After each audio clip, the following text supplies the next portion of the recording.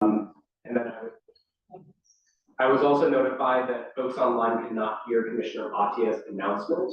So if you could restate your announcement, I think you're maybe just a little far from the microphone. On April 26th, we'll be hosting an Earth Day cleanup in the ANC 1A meeting at the Columbia Heights Community Center at 10 a.m.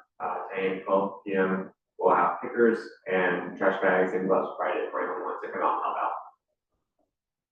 All right, thank you. Hopefully you all heard that online. We'll make sure everyone, if you're far from a mic, just make sure to speak up a little bit.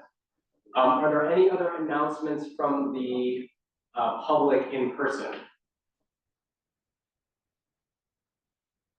All right, we're turning to those folks online. I see Daniel Hayes. If we can just allow him to speak or promote the panelists, if you'd like to.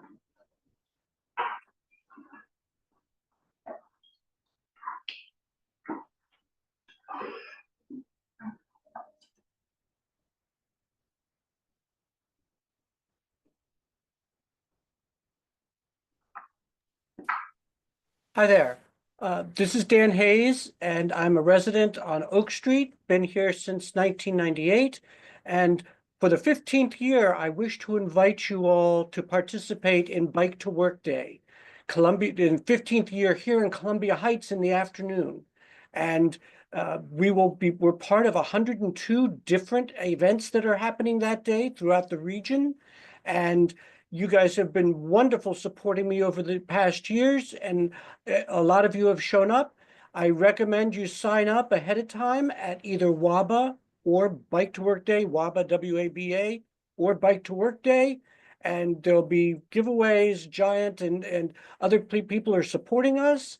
And again, Jake, thank you for bringing this up earlier. And also, I believe that you have the copies of the brochures, both in Spanish and in English, electronically. Have you shared that with the rest of the committee so it can go out in all the announcements?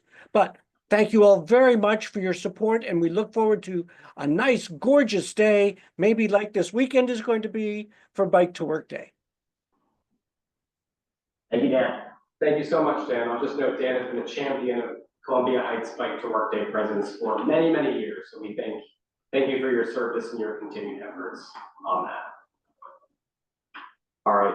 Are there any other online announcements, hands up, that folks have? Yes, I see Anthony Robertson.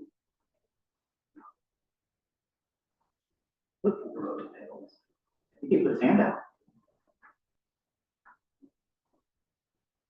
And yeah, he just put it back. Okay. Okay. Mr. Robertson, can you? Good evening. Can you hear me? Yes. Yeah. Good evening, commissioners. I'd like to start off just saying thank y'all for the work that you do. We appreciate that. And it is very needed. And we thank y'all for all of the hard work. And I know it's a thankless job, but it is it's a needed thing. Y'all represent 2,000 people a piece.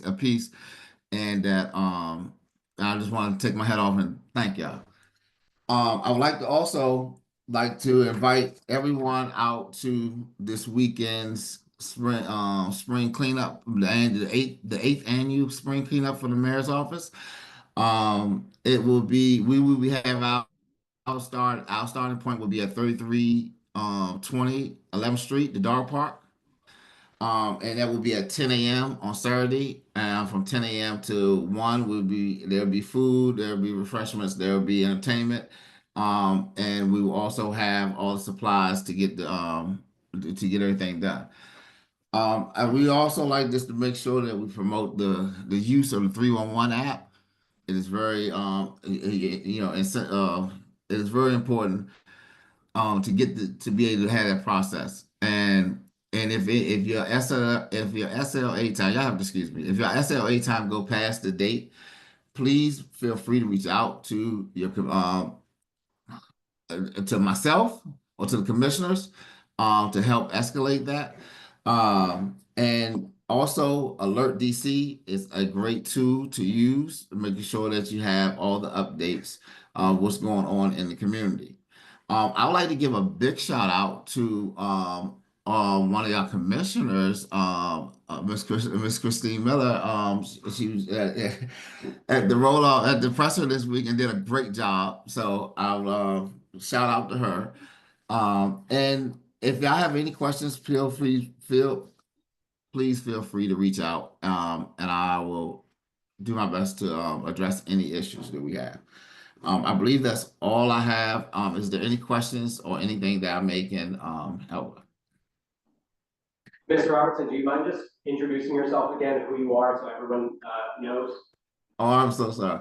I'm Anthony Robertson. I'm the Ward 1 manager for the Mayor's Office of Community Services, your MOCR. I'm also, the chat is disabled on my end. Will I be able to drop in my information there, or do I put it in the Q&A? Yeah, if you send it to the host and panelists, we will repost it for you. Okay. I'll put that in there. My fault. Yes. Is there any questions or anything that I can address? Nope, none for now. Thank you so much, Mr. Robertson. All right. Thank you so much. Thank you, everyone. See you Saturday. No. All right, any other final announcements from the public? All right, fantastic. We are moving into our presentations. We have 3 presentations tonight. One from Director Crow of DLCP, the Department of Licensing and Consumer Protection, one from Ayla Frost of Chesapeake Climate Action Network, and from Monica West of Washington Gas.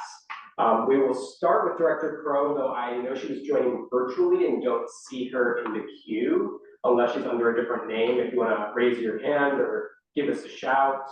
Otherwise, we will come back. I do not see her there. So we will come back to her and we will move forward with our other presentation. In the meantime, we have sent a note to Director Crow just to follow up on her attendance tonight. So we're going to move forward with Ms. Frost of Chesapeake Climate Action Network. I think you're joining us here in person. Welcome. Feel free to take the podium and you'll have 5 minutes followed by question and answers. Thank you. You can go ahead first. Okay, now you can stay with me here. My name is Maria Vilfiker, and this is Ayla Frost, my neighbor, and we are both members of the Chesapeake Climate Action Network. Natural gas is our topic today. It is something that many of us use for cooking and heating, and it sounds very kind of safe and harmless. But now we have in recent years found out that that is not the case. Natural gas is a fossil fuel, and it's a very, very powerful greenhouse gas and also a health hazard. We must move beyond gas, and Ayla will tell us more about it. Thank you. Yeah, thank you all so much for giving me the opportunity to present today. I am a neighbor of many of y'all. I live on Monroe Street. I'm a 1A resident, so it's an honor to be here. And I'm also an organizer with the Chesapeake Climate Action Network. And a lot of our organizing here in DC is around fossil fuels, holding utility companies accountable and making sure that the public and bodies like ANCs have access to information about utilities. Next slide, please. Chesapeake Climate Action. Specifically, DC's gas system, as Maria said, a lot of us rely on gas, sometimes called natural gas, to heat our homes, to cook food. And many of the gas pipelines in DC are very old and are leaking methane. That being said, we want to raise that continued huge amounts of investment in this gas infrastructure is going to keep DC locked into relying on these fossil fuels indefinitely. That is in contradiction with DC's climate commitments, and it's harmful for DC residents. Next slide. So zooming in a little bit more specifically, I want to give a little bit of background on Washington Gas's pipeline replacement repair programs, which is what is the company uses to replace these pipes. There's the regular repair system, and this addresses actively leaking pipes, emergencies, will sometimes replace a full pipeline. That's kind of what immediately comes to mind when you think about pipeline replacement. And then there's also the accelerated replacement program. So this is separate, concurrent, and it replaces like leaks that might leak in the future, or pipes that might leak in the future. There are some issues with the accelerated replacement program in that a lot of, under this program, some of the largest, most dangerous gas leaks in the system have not been adequately addressed. It's also very expensive. So in this program, Washington Gas's data shows that it costs an estimated $35,000 to replace a gas service line, which is the distance from the road to your house. So it's been a little ineffective and very expensive. Next slide. So just to make sure this is clear, we at TCAN, me, Maria, we support eliminating gas leaks, making sure that Washington Gas is delivering a safe gas system. But we are here today opposing the accelerated replacement. I know it's like a wordy name. Accelerated replacement prioritizes profit for Washington Gas, which is a privately owned utility, over the well-being of DC residents. Next slide. So just to kind of hammer down or hammer home like why methane gas is not great for DC and the people who live here. Number one, continued huge amounts of investment in methane gas are bad for our health.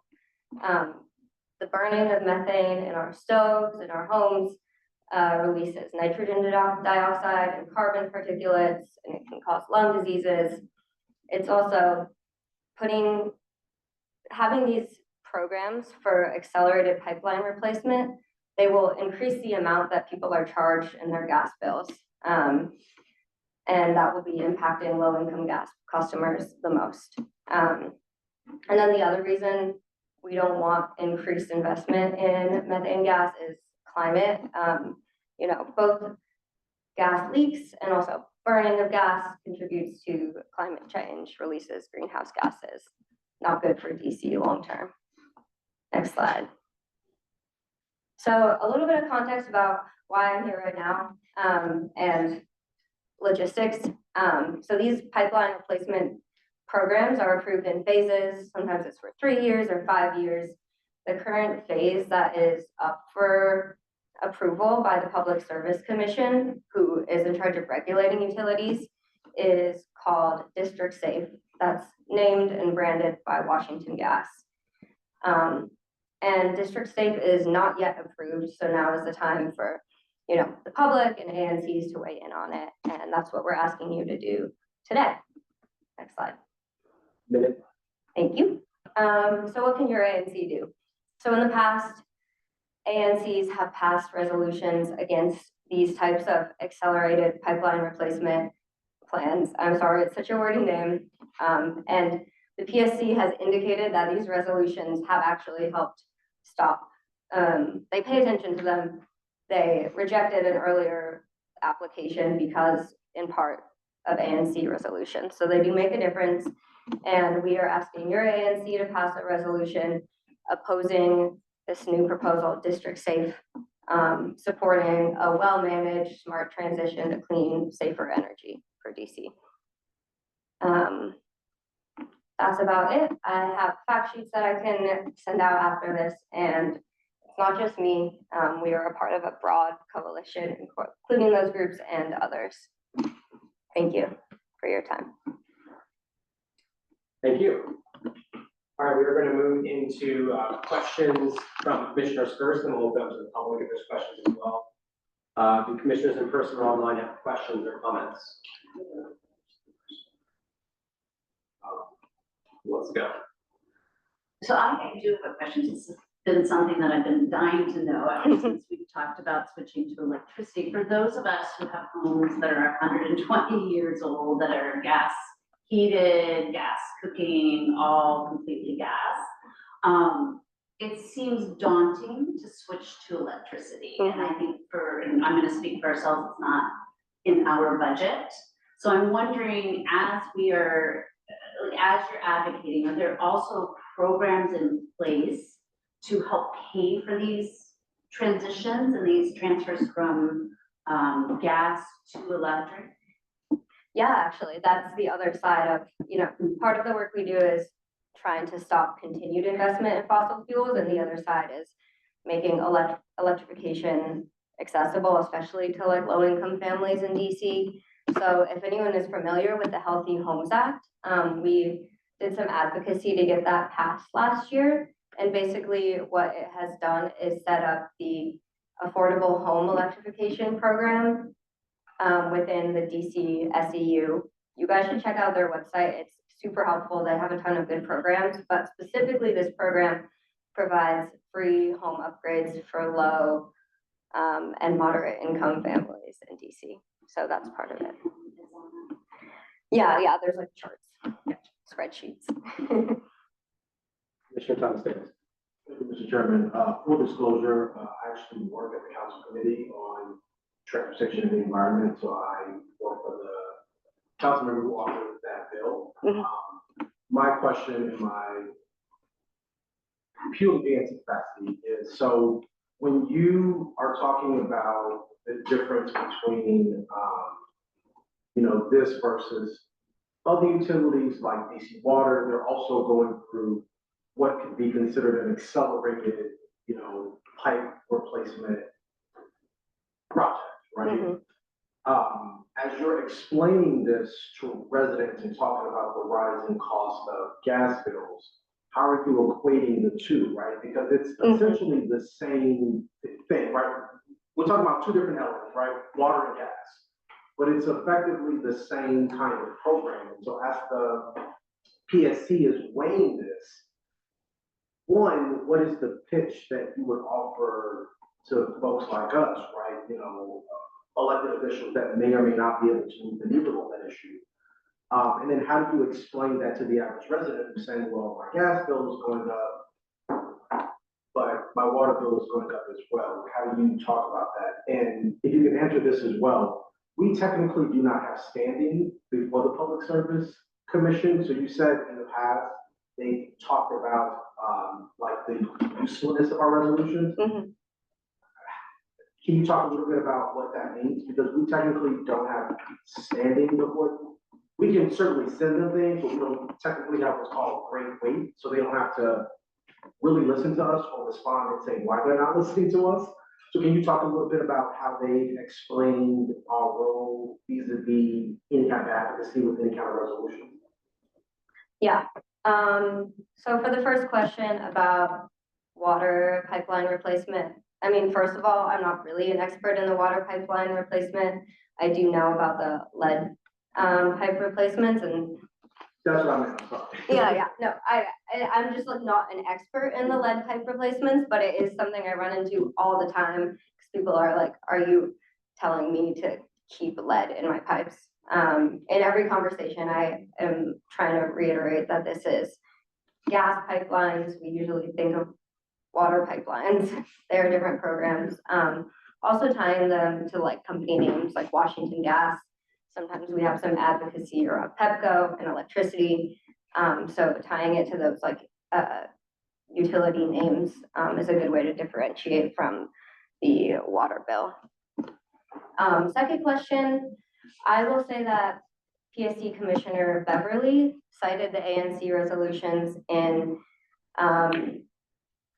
one of his orders around, I can't exactly cite exactly when, but I can forward it to you after. Basically talking about the way that public pressure and awareness of these issues has played into their decision making. So it was in a paragraph about, we got 1,000 members of the DC area to sign a petition against pipes 3, which was the phase that was already rejected. This is a new version, but there's a lot of like public opposition from individuals. There's also a letter that was signed by, I think, 11 of the 13 council members. And then there was, I believe, 6 ANC resolutions that were passed against this. So it was, you know, the combination of ANC's council members and the public. But I'll pass it along. I see a hand from Commissioner Davidson online. Thank you.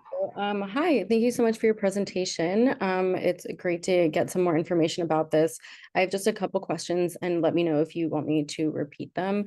So the first is, so you mentioned that Washington Gas is a private provider, a private company. Do you know if they're the only gas provider in DC? Like, do they have a monopoly on the district? Yes. Great, thank you.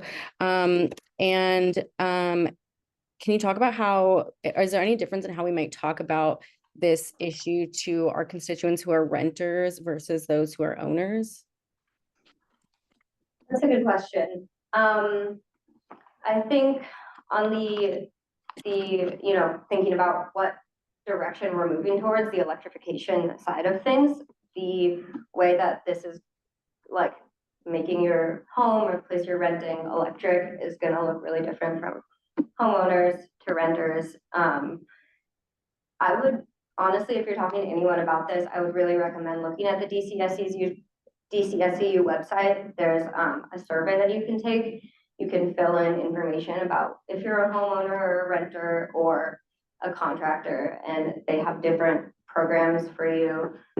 There's also like rebates that you can get for even like electric lawnmowers, where that's a program that's very accessible to renters. So different programs, I guess, are tailored to different people. Awesome. Thank you so much. And then my last question. So I just want to make sure that I'm understanding correctly the main concerns with the accelerated replacement, because so for regular repair, it's addressing leaking pipes as they're coming up. And I feel like just on the surface, it would seem like, an accelerated replacement, replacing pipes that might leak in the future sounds good because we don't want, pipes to be leaking. So is the main issue just that that's great in concept, but they haven't actually been doing that very well, and it's been really ineffective and they're, over budgeting? Or am I kind of just not understanding what the accelerated replacement is actually meaning? Yeah, no, that is very much correct in that it hasn't been managed well. It hasn't been completely successful in reducing the number of leaks. Additionally, part of the issue here is that it will increase gas bills. So that's money that is coming from, DC gas customers, which is a lot of the residents of DC, that is going to investing in these pipes. And these pipes, that means that we'll be putting money into them, ultimately paying for them to last longer. It's investing in a fossil fuel at a time when, DC government has committed to transitioning off of fossil fuels. So it doesn't really make sense to be putting, all this ratepayer money into a fossil fuel system that, if we're in line with the climate commitments, may be defunct over time. Gotcha. Thank you so much. Thank you, Commissioner Davidson. Yeah, is there anyone else Commissioner, that wants to speak that hasn't yet before we go again, and then we'll open up to the public? Could you share Commissioner those? Davidson. Oh, I'm so sorry. Go ahead. I just wondered if you could share all those links to the website so that we can share those with the residents. Definitely. Just to, I think piggyback on what my colleague was saying, Commissioner Davidson was also trying to look towards what is the alternative, if I'm right? What is the alternative, right? Is it just capping those pipes and not doing anything to them, or replacing them, right? So if we just deal with with a regular scale of replacement? What is the alternative? The alternative if we're not replacing all of the others? Do we cap them? If they are leaking, do we patch them? What's the alternative if we do nothing to save ratepayer funds? Yeah, well, number one, replacing any pipe that is leaking and putting resources into that to make sure the gas system is completely safe. I will say that gas pipeline replacements are less expensive to the gas customer, or pipeline repairs are less expensive to customers than replacements. So focusing when possible on making repairs over replacements, and very long-term, transitioning to the electric grid and doing planning on how to do that successfully, maybe smaller pilots for different neighborhoods in DC. But really just maintaining the gas system, making sure it's functional and safe and not sinking additional amounts of investment into the gas system at this time. And instead, focusing on this like transition to clean energy for DC. All right, thank you. Are there any questions from the public, either online or here in person? Just raise your hand. Don't see any online. There are questions. Oh, questions, just go ahead. Submitted. I'll read it out, that's fine. And then honest attendee says, doesn't electricity also originate from fossil fuels? And if we were to move from natural gas to electricity exclusively, are we also bound to Petco as our sole provider, allowing the utility thus to increase prices without another option? The one thing I will say to the argument about electricity also coming from fossil fuels, the thing about that is, methane gas will always be 100% of a fossil fuel, 100% fossil fuels. Electricity has room to grow and to become, more and more renewable over time. That's the direction we're moving in. So, it's the only way to possibly transition off of fossil fuel gas.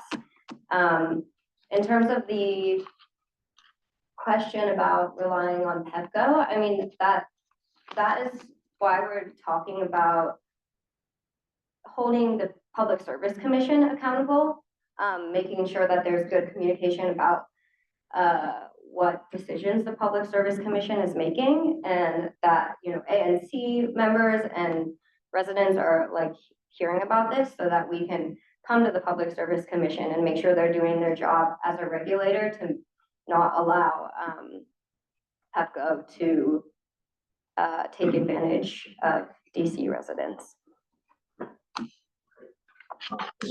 No other questions. All right. Wonderful. Thank you so much, Ms. Frost, for being here. And thank you as well to our other neighbor for your presentation. And you can send us any of the information that Commissioner Miller will be sure to share around. Perfect. Thank you. Thank you all. Thanks so much. All right, we are going to move backward in our presentations just because there's a hand up here. Okay, we're going to move backward in our presentations to Director Crow in the Department of Licensing and Consumer Protection. She was able to join us this evening, and then we'll move back to Washington Gas afterwards. So let's promote Director Crow to the panelist.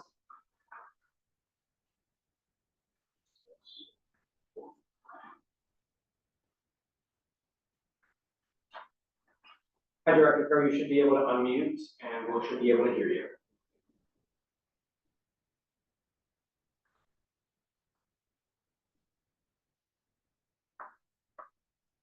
Director Crow, can you hear us?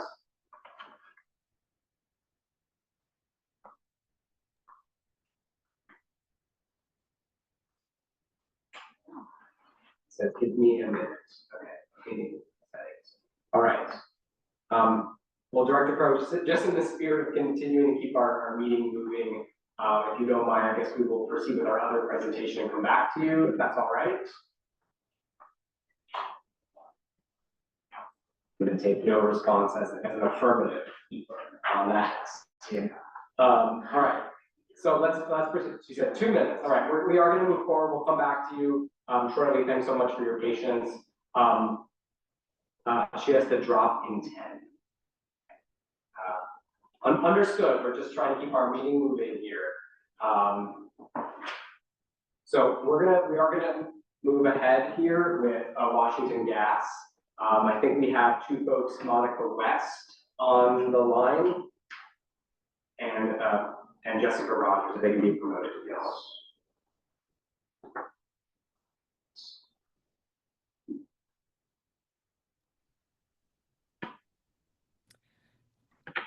Hi, everyone. In addition to me, Wayne Akis is on, and if you could promote him, that would be great.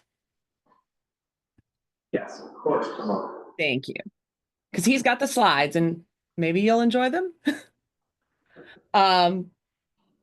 I know we're only supposed to have 5 minutes. I will do my best to crash through 5 minutes. I do want to respond to some of the very thoughtful questions that we heard from you. And I also want to give a shout out to Ward 1. We're glad to be back. Washington Gas was out there with the mayor on Monday. Not me personally, but we always appreciate an invite, and we're glad that you guys are interested in hearing what's going on with our programs. So Wayne's going to pop up the slides, but I'm Jessica Rogers. I'm the Vice President of Regulatory and Climate Strategy. I am actually an expert in this. I've been doing this for more than 15 years here in the district, not a long time, but also in other states and at the federal level. And I can assure you that many of the things Ms. Frost told you are not correct. So I'll do my best to correct the record as we go here, recognizing that you have another speaker who needs to jump on at some point. So if you need to interrupt us so that she can talk and then we can come back, I'm totally fine with that. Wayne, do you want to go to the first slide? So what's important to think about when we think about the framework of why we're doing this program is that we must safely and reliably serve homes and businesses in the district that wish to continue their gas service. So there's a lot of talk about electrification and worrying about electrification and not wanting to make investments in the energy system of today because of a belief about what's going to be there 10 years or 20 years from now.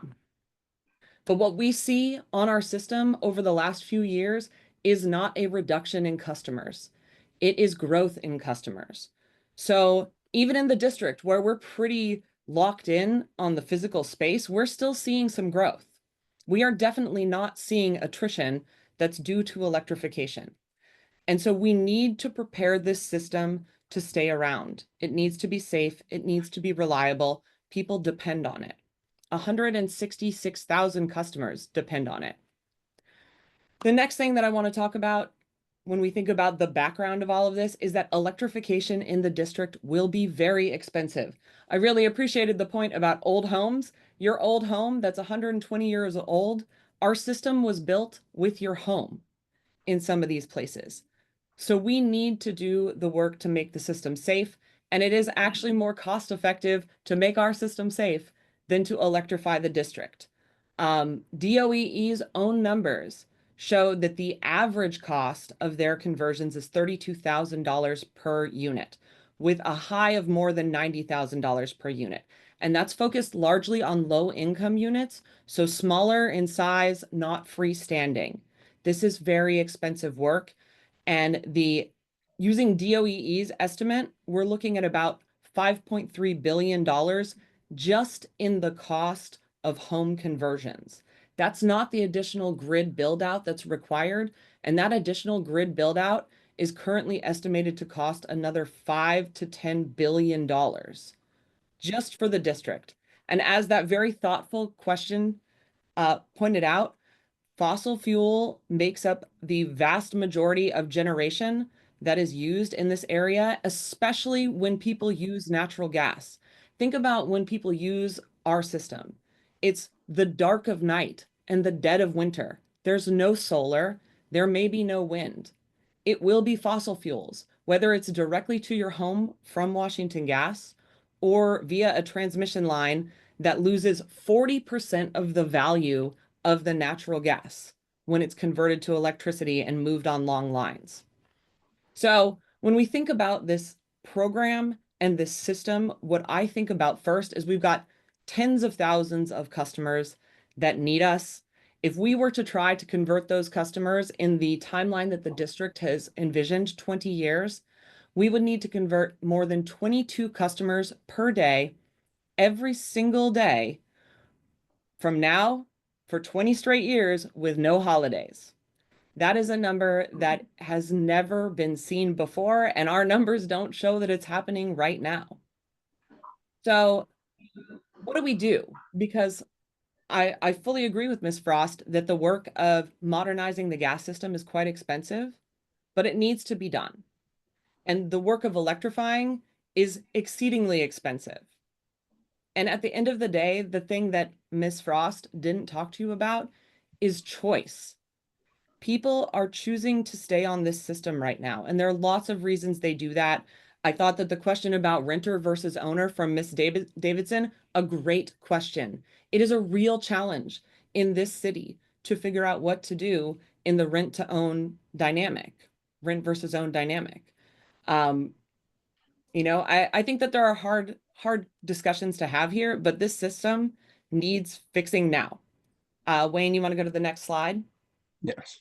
Ms. Rogers, you have 1 minute left. I'm kind of extending it to be gracious. I extended it for Ms. Frost as well, but 1 minute left. Okay. All right. So I'll jump in. So the DC system, we talk about our District Safe program, and we are targeting the materials in which PHMSA, the Pipeline and Hazardous Materials Safety Administration, issued a call to action to urge state utilities commissions to expand pipeline infrastructure replacement programs following incidents in Allentown, Pennsylvania, Marshall, Michigan, and San Bruno, California. Over 40 states in the district have a program in place.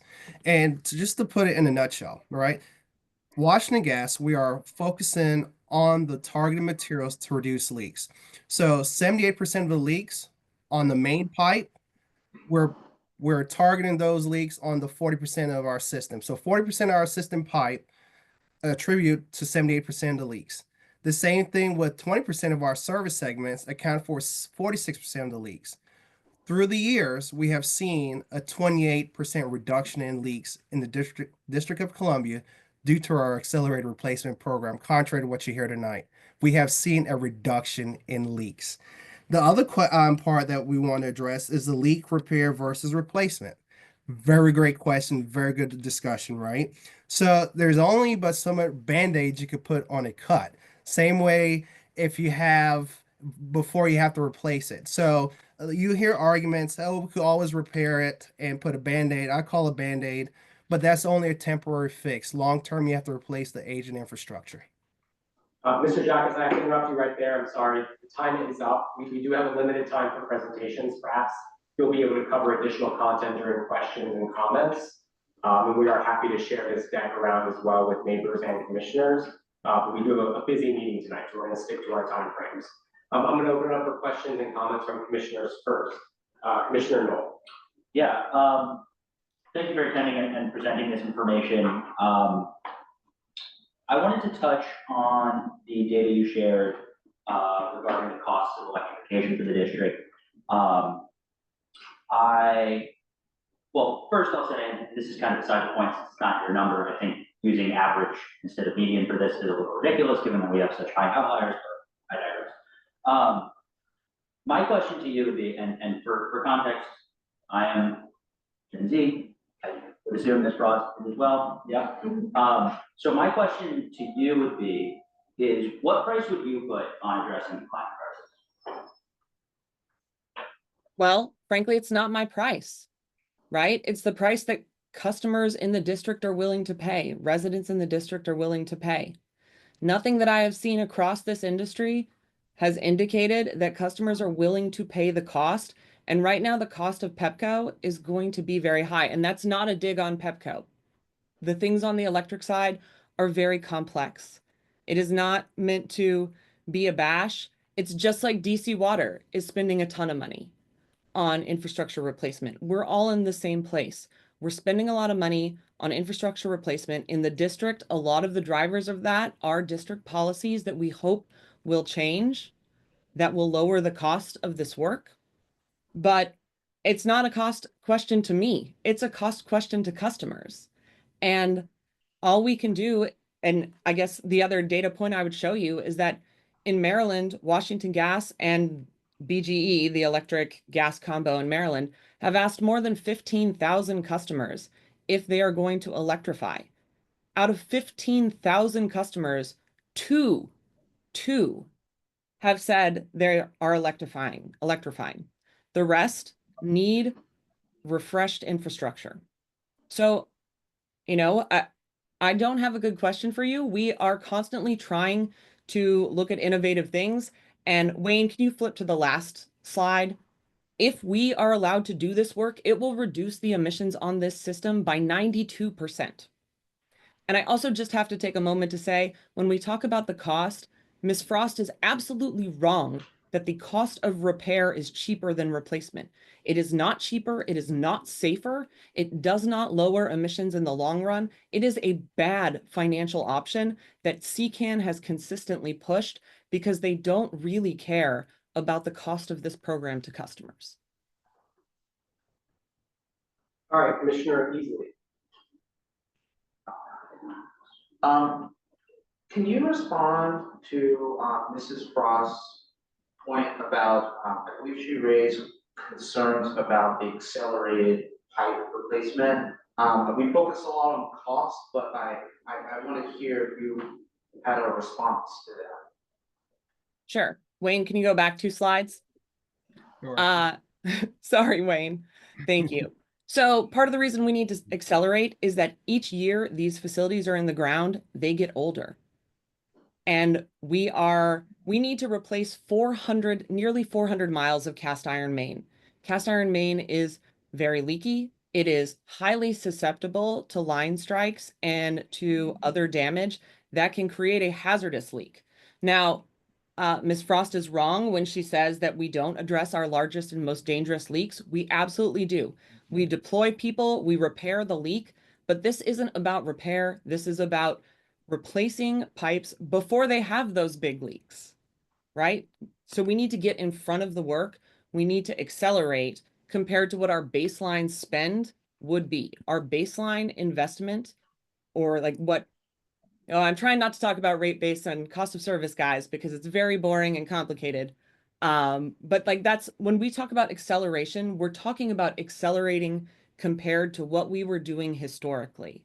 And what we were doing historically was admittedly very little. So when we say acceleration, we're really targeting these vintage vulnerable materials that the federal government has been pushing utilities across the country to replace as fast as possible. And I am going to be totally transparent with you that the district has the highest percentage of cast iron as a portion of its system in the country. It's number one, and it's number one in a thing we don't really want to be number one in. So that's why we need to accelerate. The work is going to get done and the costs are going to be paid by customers, whether I do it on an accelerated basis or a very slow basis. But the fastest way to reduce emissions and make this system safe is to replace this as fast as we can. Okay, I have Commissioner Davidson online, and then we'll go to Commissioner Thomas. Hi, thank you for your presentation. I just want to frame for residents and folks in the room that while I'm sure the data that you are presenting is accurate, it is not from an unbiased nature. Your company is profit driven and you do have a monopoly on our district. And I think that that's a really important thing to just remember while having this conversation. You mentioned as well that you were not seeing attrition in people using gas due to electrification, but I think that that's not something that we can just say without any qualifications. A lot of people are renters and not owners, and that's something that we're seeing more and more as there are issues and pressures on the housing market. And so that is a pressure. And just there are other influences that are at play and I think are important to bring into the conversation. So it's not just that gas is maybe preferable, but there are other things happening there. I be getting to a question. I do just want, again, for the public's awareness, want to let everybody know, and I have a question, that the Office of the People's Counsel has been engaging with Washington Gas as WGL requested a rate increase of $45.6 million on August 5th of 2024, which would increase customer rates by 16%. And I'm interested particularly in the reasoning behind that, if you could speak to that. And then also the fact that that proposed rate increase would has a proposed residential customer charge for DC, which would be 75% higher than the Maryland charge and 67% higher than the Virginia charge. So I'm hoping you can speak to that as well. I'll stop there for the moment. Sure. So I don't disagree that we are a monopoly, and monopolies are regulated by the commission for that very reason. The commission does what is called cost of service rate making, where they evaluate all of the parts that it takes for Washington Gas to provide service to its customers in the district. It evaluates the miles of main and the number of customers. We report on those things regularly. We also report these numbers to the Pipeline Hazardous Safety Materials Administration every year. So you don't necessarily need to believe Washington Gas, but we are heavily regulated. And Pepco is also a monopoly. So one way or the other, the service is going to be a monopoly service. That is the nature of utility service. I mean, district water or DC water is also a monopoly, but I think unregulated, at least by the district. They actually have a lot of federal regulation. But setting that aside, as to what's in the rate case. So if you think about our rates, the rate case is backward looking. This case is forward looking. So the rate case is actually picking up, one, a large amount of the accelerated pipe replacement work that we have already done. So base rates, distribution rates, are based on the total cost of the pipes in the ground and the things that we're required to do in order to serve customers, like humans and billing systems and paying for rent at our various locations. The commission reviews all that. This particular filing includes some very exciting things, like a change in the number of years over which we will recover the cost of the infrastructure that we've invested in. It used to be 48, we're proposing 35. That will change your rates. That drives up that number that we're asking for. We made some tax adjustments. Those are required by federal law. Those have an influence on rates. Again, the big chunk, or a big chunk of it, is rolling in to our base rates these dollars of infrastructure. So there's like general inflation and other things. It's worth noting, though, that in the district, our rates are truly backward looking in a way that is probably one of the most regressive approaches in the country. So our current rates in the district are based on the company's costs incurred in, I believe, June of 2021. So we have captured no inflation, no adjustment in the cost of stuff and things since June of 2021. And this case is updating from that to a test year. That's a test year is just the way we set rates, to the period of September 2023. So still a big lag behind what our costs are today. But I'm not sure that's helping. I know I don't have a ton of time, and I don't want to get into the weeds of rate making with you. I am happy if you want to email me or set up a time to talk, or if you want me to come back and talk about the rate case, I would be glad to do that. It is truly a complex thing, and I don't want to give you short shrift. I'm sorry. I hope I answered all of your questions. If I do. I'm Can you say sorry. maybe in like one sentence just why the customer charge in DC is so much higher than in Virginia or in Maryland? So I actually am not totally sure it's super high compared to Virginia and Maryland. Also, if we're looking at the proposed, that's not necessarily where it's going to end up at the end of a case. But actually, in all of our jurisdictions, the customer charge is lower than what is justified by the structure of our costs. So if you think about utility costs, the vast majority of the costs to provide any customer with service are what we call fixed costs. it doesn't change. Like no matter how many volumes you move into your house, whether you use just a little bit of gas or a whole bunch of gas, the cost of the pipes and the customer service and the IT systems are the same. So we call those fixed costs, and fixed costs should be recovered through fixed charges like a customer charge. But a lot of utilities historically have used volumetric charges or a mix of fixed and volumetric. It's really about rate design, but in my personal opinion, not Washington Gas's opinion, Jessica Rogers' opinion, as we move forward, we should actually have a larger fixed cost and a smaller volumetric cost because it gives people a more clear signal about the cost of the system that they're using. And that's true on both the gas and the electric side. It's actually a bigger problem on the electric side if you were to ask electric utilities. But I actually, we design the rates differently and they sort of adjust in haphazard fashion because each case parties care about different things. And so you end up in different places. Even if I were to propose the exact same set of adjustments each year, what I get at the end of the case, what the commission ultimately approves, each case totally different, which is probably not a very satisfying answer for you. That was a good. Thank you so much. I really appreciate your thorough response. Thank you. Okay, we're gonna keep moving here. We have another question from a commissioner, and then we're gonna open it up to the public for anything. Commissioner Thomas Gates. Yes, thanks, Mr. Chairman. I'm gonna be quick. Ms. Rogers and Mr. Akis, yes. Considering my professional role, I'm not gonna respond directly to any of what you said. I'm just going to speak through the chair to say to the public, the Public Service Commission will be holding hearings on this very rate-making case on May 29th through the 30th of this year. They are holding community meetings presently.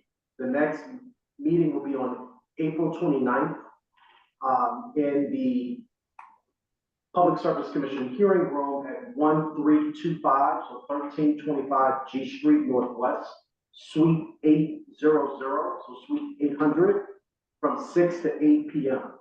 I encourage the public to show up and express as many concerns and questions as possible. And that way, that's on the record. And the utility has to respond to that when the PSD has their hearing. You can also submit written comments, so I can encourage folks, we can share out that sign up link, but I encourage the public to have this conversation directly with the Public Service Commission, so that way you're, again, making your voice heard on the record and you're getting a hopefully unbiased response as the utility has to go back before the Public Service Commission to hopefully respond to a lot of this community, feedback. But again, I think this is the best way to have the conversation because we're getting one side of the story and then we're hearing from CCAN, and I think ultimately the PSC is gonna have to call a ball and a strike here. And I think ultimately we want them to have all the information that they need, and I think the resident voices are gonna matter in this case. Thank you, Mr. Chairman. Thank you. We will include information about all of this and the hearing dates in our ANC 1A newsletter for those that want that information. Okay, we're gonna quickly open it up to public questions. I think we have some online. We'll see if we have any here in person, and then we'll move on. Commissioner Easley, was there something from the Q&A? There was. Here's a question. Following up on the significant individual costs associated with transitioning to electrification, do your estimates include opening up streets, sidewalks, and disturbing other infrastructure paid through DC tax dollars? There's a second question here, but unfortunately I have to time. So Ms. Rogers, or Mr. Yakas, if you could respond to that. Sure. So I'm sorry, Wayne, I'm like stealing your thunder tonight. Go ahead. So assuming you're talking about the individual cost of electrification or the individual cost of the gas work. So I'll take these two separately. On the individual cost of electrification, I don't actually know the details of where DOEE is getting those costs, but I believe it is just in-home appliance conversion. and the work around converting an individual home. But I do fully agree with Ms. Frost that you should go look at the DC SEU documents, because what they'll show you is that they struggle to find customers to participate. And even where they want to fully electrify customers, out of the 10 customers that they managed to find who qualified for their program and were interested in participating, only 6, I think 6 out of 10 actually refused to fully electrify. So it is a challenging situation. If you don't fully electrify, then the gas system needs to be maintained. Looking at the company's costs, our costs for District Safe are an all-in number. So that includes us tearing up and repaving, us paying for permits. We didn't get to the slide, or maybe like you saw it in passing, but our biggest cost drivers on this program are the humans who do the work and the restrictions imposed by DDOT that limit the number of hours that we can work in the streets, and paving. Paving is very expensive in the district, and we do a lot of repaving. It's actually one of the things I would love to see us work with DC Water on. Between DC Water and Washington Gas, we're going to repave this city probably more than once. And that seems like a place where we could get some cost effectiveness and disrupt less neighborhoods. But our price is an all-in. We go out, we do all the work, we repave, if you have a terraced yard, we redo your terraced yard, because that's part of the cost of doing the replacement. So ours is truly an all-in cost, and a lot of that stuff is not the cost of the pipe. Thank you. Are there any other questions from the public? Anyone here in person? Yes, ma'am, if you can come up to the front so we can hear you properly. Yeah, it's my understanding that Washington Gas has already been working on replacing pipes for about 10 years. And I would be interested in seeing some numbers that show some improved safety of that process. I mean, of the pipes now, that those pipes that have been replaced in the past 10 years. I understand about 30 more years to go on the project, and yeah, I'd like to see where we are so far. Wayne, this one's So- all you, buddy. So I will say, from a safety perspective, and that's what we all here for, right? Part of Project District Safe, right? It's the safety. We've seen a 28% reduction in leaks on the system. That's all public data. It's all there reported to PHMSA, and it's straight math calculation as far as that's concerned. Through that same period from pipes 2, from 21 to 2023, we also replaced about approximately 17 miles worth of main that's been replaced or retired, and close to 2,700 service only replacement. That doesn't include the services that already exist and that we change over to the new pipe and so forth. But and that's the performance from the last 3 years.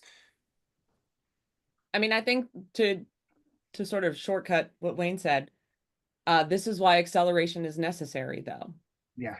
We have a lot of work to do, and we want to do it faster. And each mile we replace is good paying union jobs, and it makes the city safer. It makes our customers safer. It lowers the emissions in this city. It is all of the things that I think that everyone here wants. And so I really hope that you'll support us. We have filed at this point approximately 1,000 pages of plan and testimony, and lots of our data is publicly available at the Public Service Commission, and I will personally gladly talk you through it or answer any questions you have. Because I care a lot about this, and I want us to connect with you all on the fact that this is really important work to maintaining public safety. I want you to let us go faster. And also, if you can help us with DDOT, that would be great too. Yeah, yeah. I would just like to be convinced that this investment that's being made, that we customers pay for, will actually be producing the desired results of increased safety. What would convince you? We're going to keep moving here. I do encourage folks to email either the CCAN folks or Ms. Rogers and Mr. Chakas for questions. We're going to share information about those hearings that are happening. So thank you both for your time this evening. I think there's one final announcement here from Commissioner Miller related to. Yeah, I just wanted to make a quick point of clarification, and I really don't want to, we can always follow up with it later, but I will say the announcement that the mayor made that Mr. Robinson mentioned that I was at did actually present both, or all three utility companies with a commitment to coordinate their efforts. So as they are digging up streets for gas, for electric, for water, they are doing that together, so it's a one-time deal, and as they do it, they repair it together rather than coming in and piecemealing this. So I just wanted to flag that that is a commitment that the utility companies have made in partnership with the city to do that more effectively and efficiently. Thank you. All right, we're gonna keep moving on to our final presentation. We have Director Crow on the line. Here. Thank you for your patience on this. But we are going to promote you to panelist. Great. We can remove this from Mr. Jarvis. Hello. Hi, Ms. Crow, we can hear you. Okay. Go ahead, you have 5 minutes, and then we'll do question and answer if you have some. I think we can go straight to questions. You guys submitted some questions, so if you just want to read through them, I'm happy to answer them. Absolutely, okay. For the public's awareness, the commission did submit some questions in advance to the Department of Licensing and Consumer Protection. So would any commissioners like to ask those? Want to just hold them up and go straight for them? If I may. Yeah, Commissioner Thomas.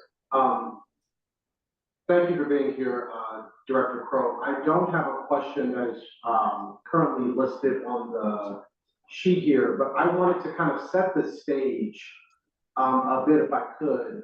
So the Street Vendor Advancement Act of 2000, I believe it was 23, but correct me if I'm wrong. It did not amend existing vending regulation. Can you talk a bit about, because I've heard from quite a few residents and I have several members of my committee that have brought this forward as a concern.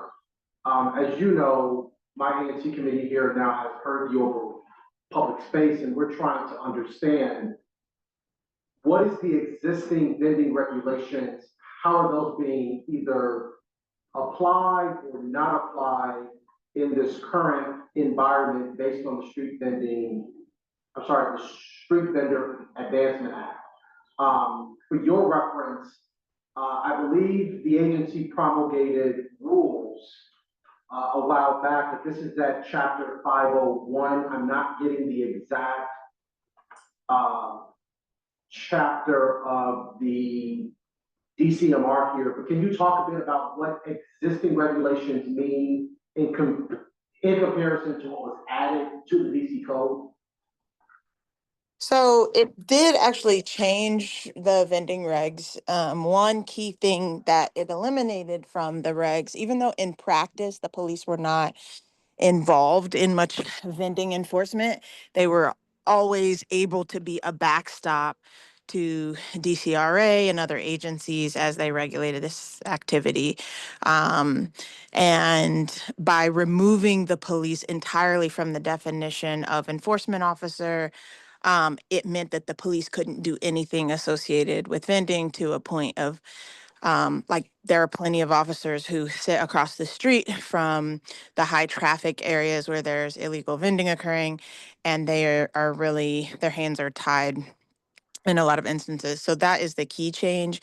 It also created a particular zone in Columbia Heights that has different rules from the other places in the district, meaning that we really had agreed to do compliance work first and foremost, like helping people understand the amnesty process, get licensed, to make sure they understood the vending zone, work with the vending zone manager, it also made DLCP responsible for not just enforcement, but also these enhanced requirements for licensing, management of the vending zone RFP, a variety of things that added to the responsibilities of the agency while not actually giving us additional enforcement or compliance power.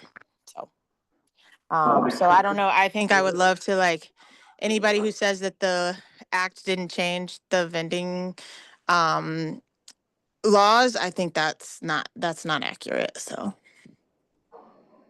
All right, we'll come back to you, Commissioner, obviously, Thomas Davis for other questions, but, Director Crowe, I pulled up on screen just for neighbors and for your awareness, a list of questions that commissioners put together. So I'll just dive into them and hopefully you can give, either short or long answers as much as you want.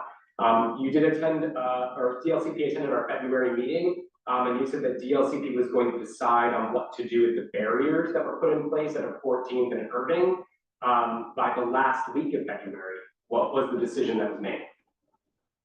yeah, we plan to eventually move the barriers. We were waiting for the vending zone manager to be in place so that we could, with the vending zone manager, relocate the vendors to the legal zones. But in the meantime, and I don't have the exact numbers, we can provide those.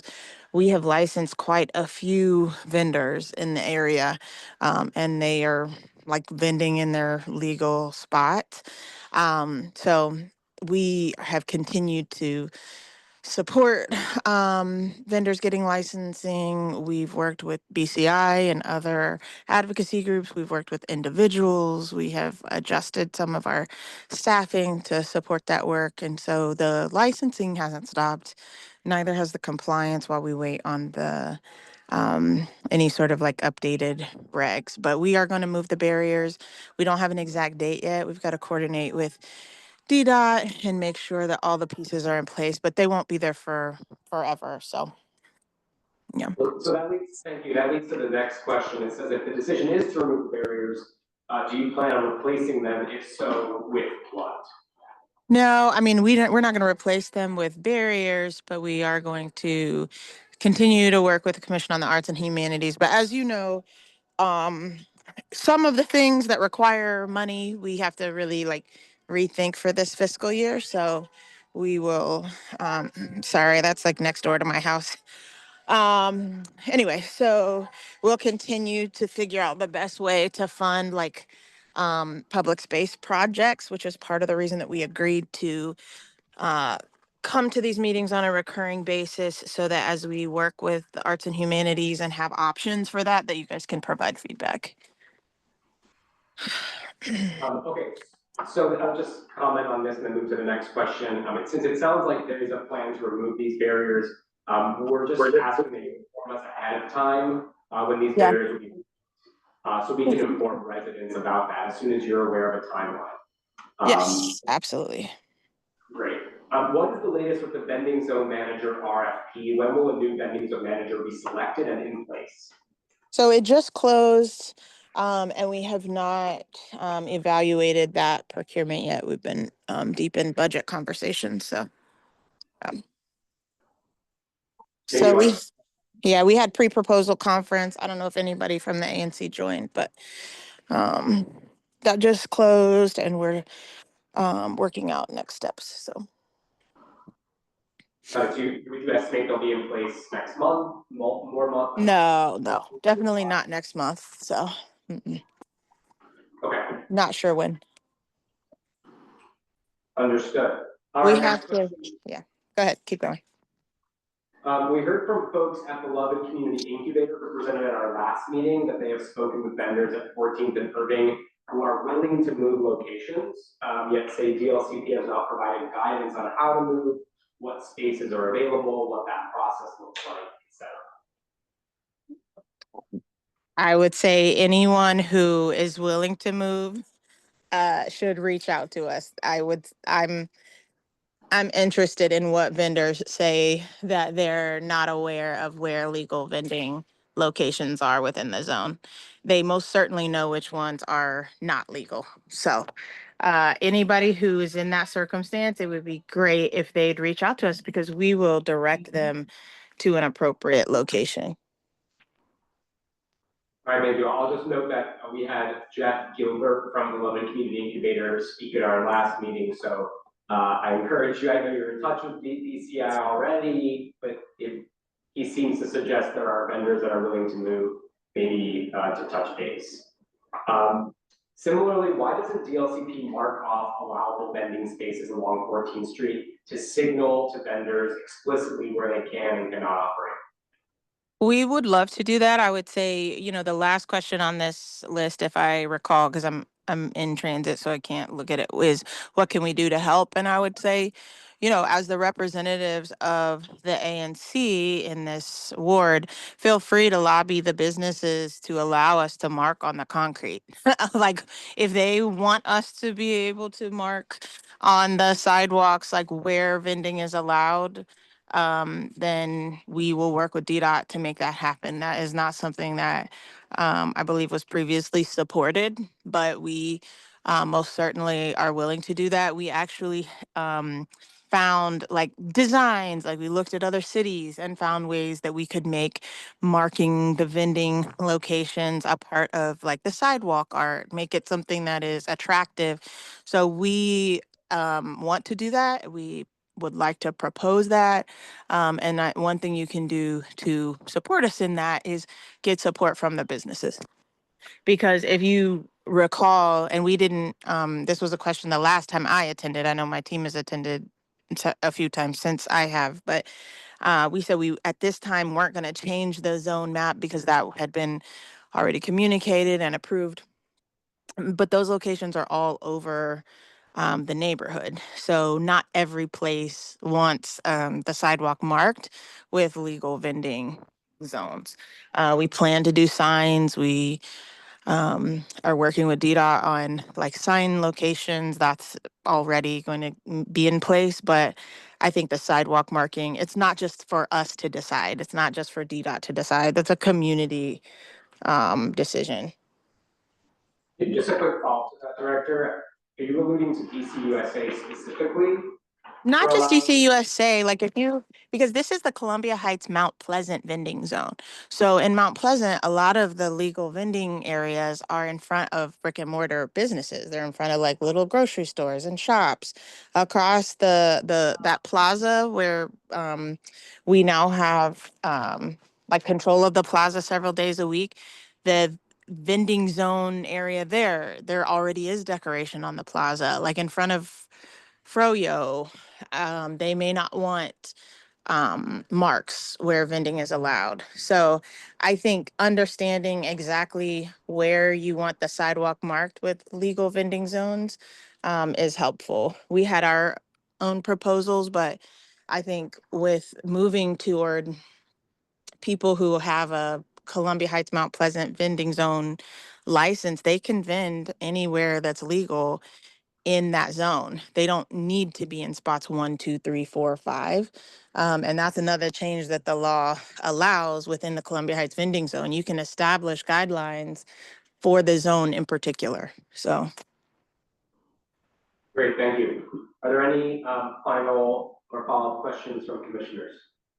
Before you go there, any that haven't spoken yet? I'd like to go online. All right, Commissioner Poundstone. Director Crowe, just to go back to a few things you just said.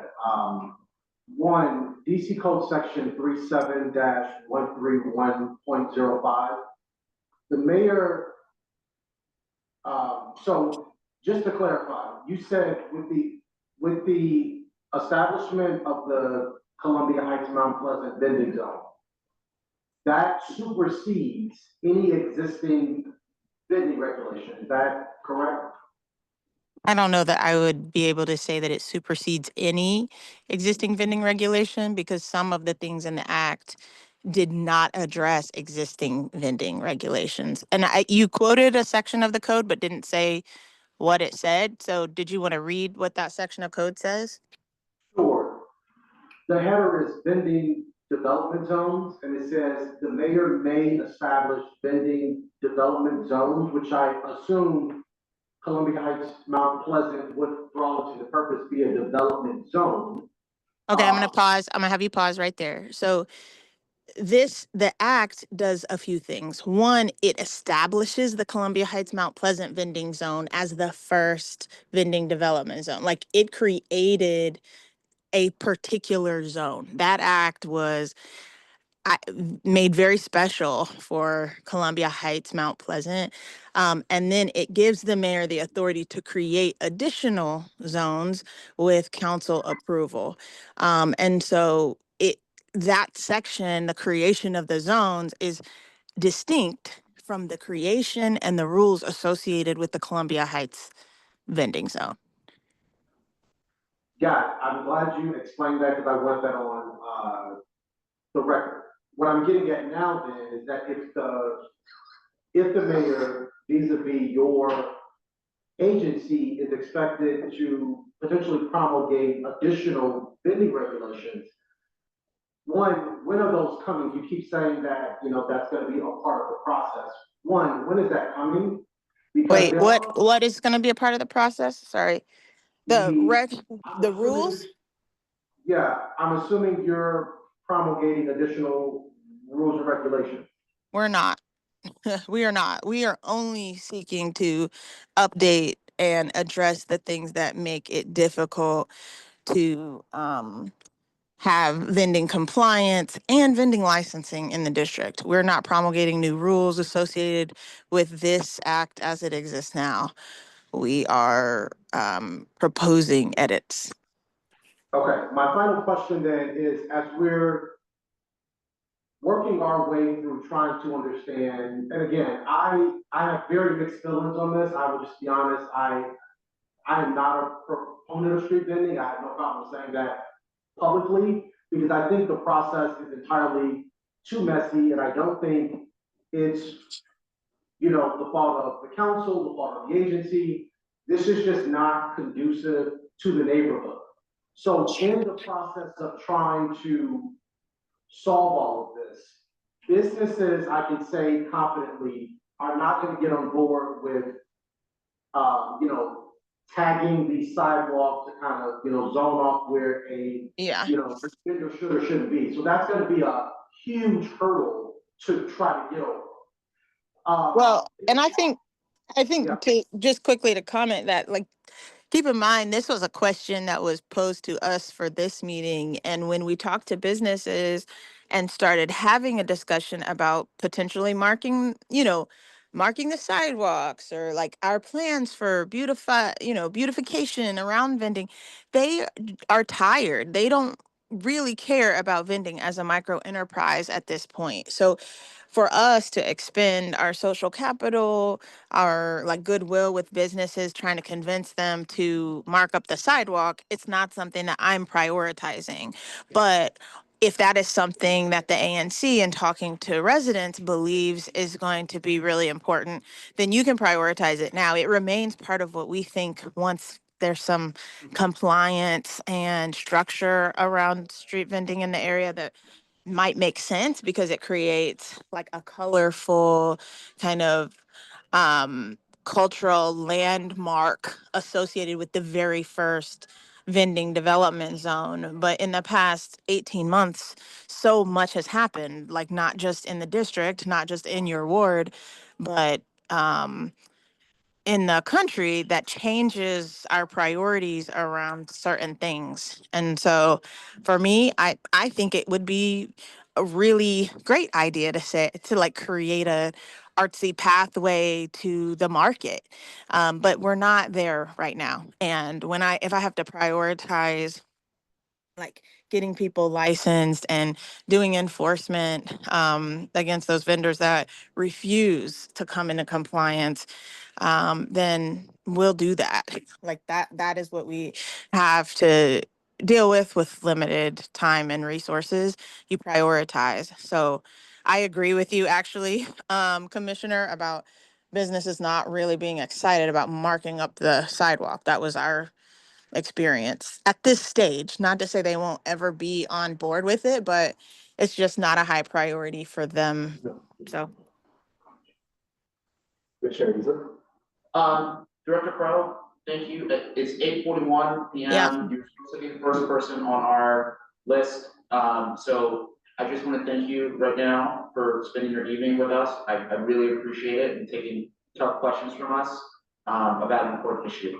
That Thanks. said, I submitted a comment, testimony about DLCP oversight when it was going through the council about the frustrations my residents were having about barriers. I know you answered this question. You said that you need to coordinate with DDOT to get these barriers removed. What does the ANC need to do to facilitate that coordination as much as possible so we can expedite the process for removing these barriers as much as possible? If you tell us- Nothing. There's nothing you can do. DDOT is ready. When we make the call to move the barricades, it's a coordination of agencies, but there are also some factors in terms of timing with the availability of the plaza, our enforcement capabilities, and the pending legislation. So it's not a DDOT problem. They're ready. When we say we need them moved, they'll just schedule to move it. It's not a district government efficiency problem. It's just one where we will move them when we are able to have support around the enforcement of because those vendors that are vending there now will be there when we move the barriers. And so we want to just make sure that we have the proper level of support when it's time to move those, and they move right back on to the corner again. And we don't want those vendors who have moved, because some have moved to legal vending locations. They've gotten licensed. They've moved to legal vending locations. We're working with the council member's office to make sure that for those vendors who've come into compliance, that we are making things easier for them.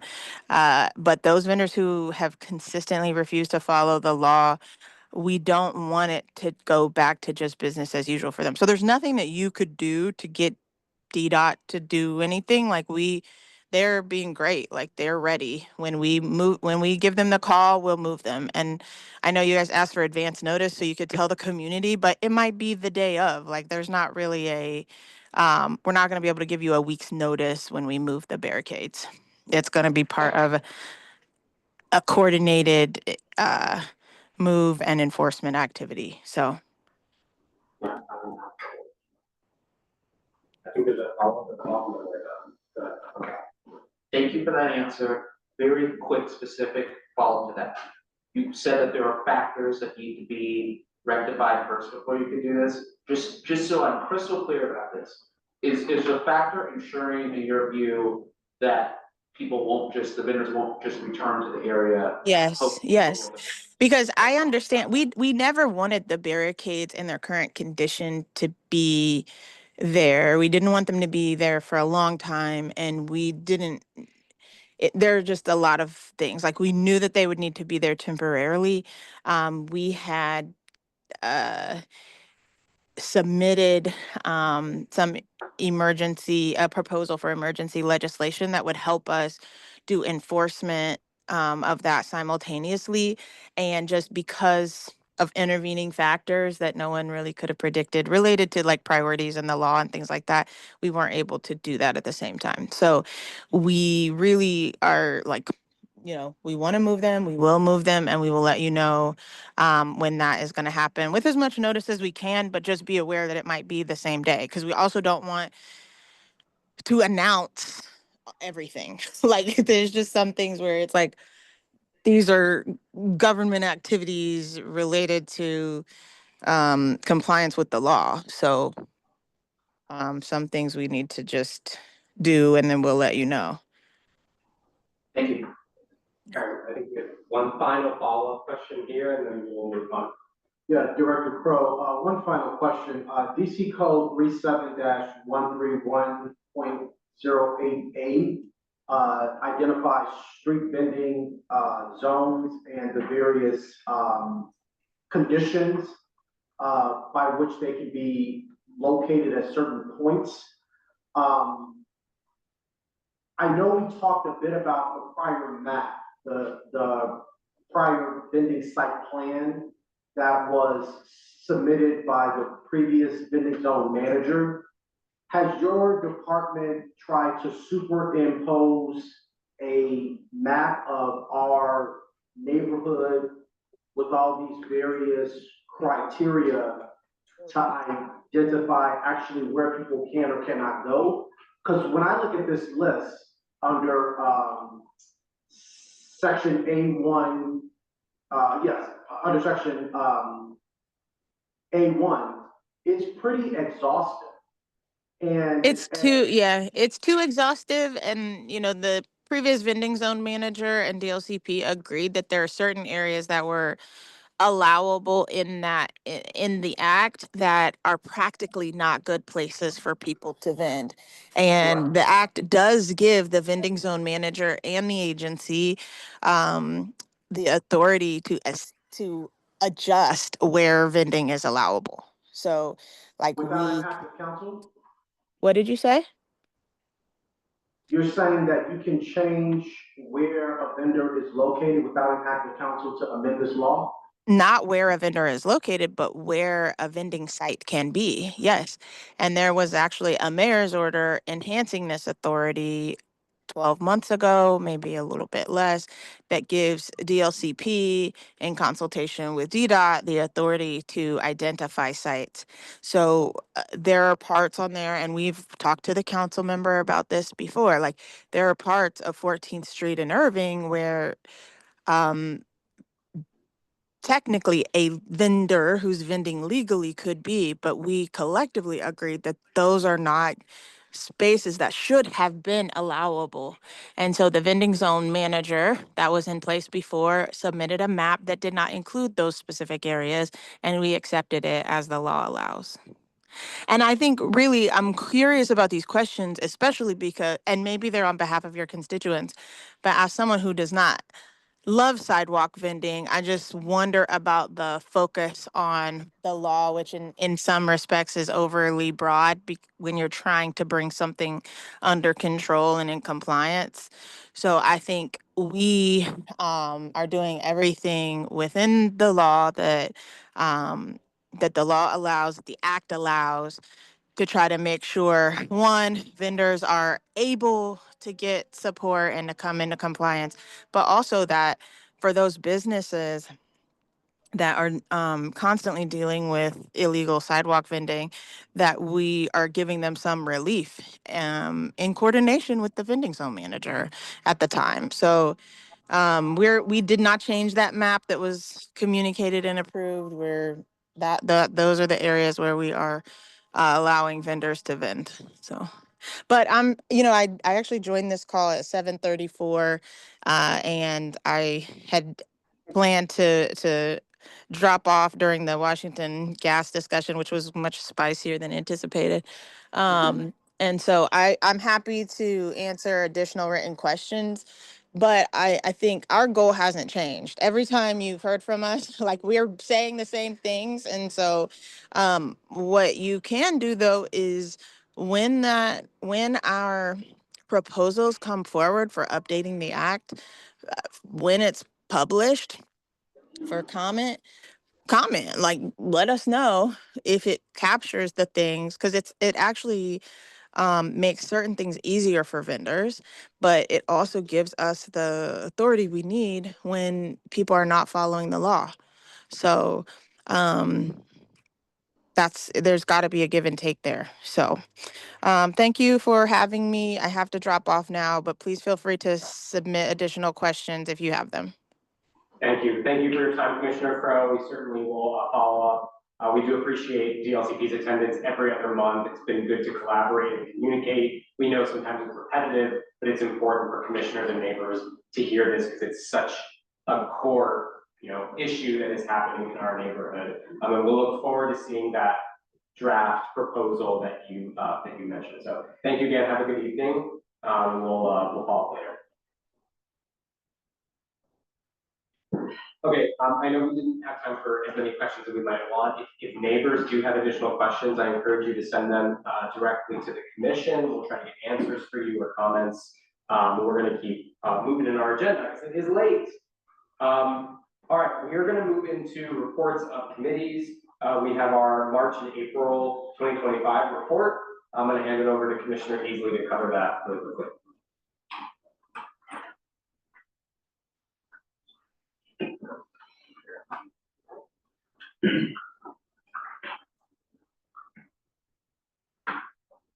But I'll also note that in the back of your agenda, there are committee notes from each committee, just a high level recap of each meeting that happened since our last public meeting.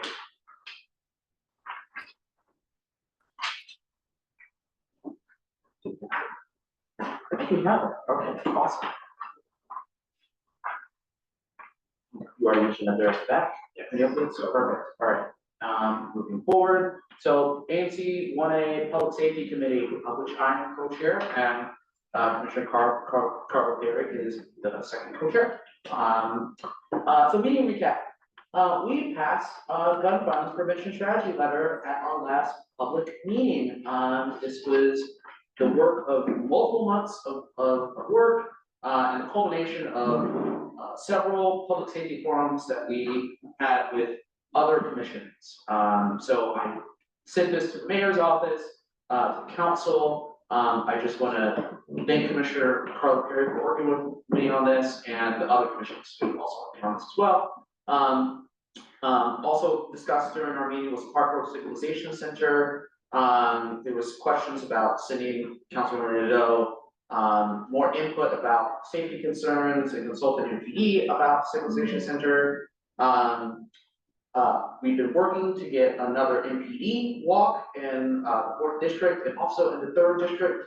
I'm actually not going to recap the presentation with the interim U.S. Attorney Ed Martin. I just want to note that he was at the Citizens Advisory Council several weeks ago and gave a presentation. Moving forward, there were a couple shootings that happened in the area. I believe right before that Citizens Advisory Council meeting occurred. I spoke with Commander Pulliam.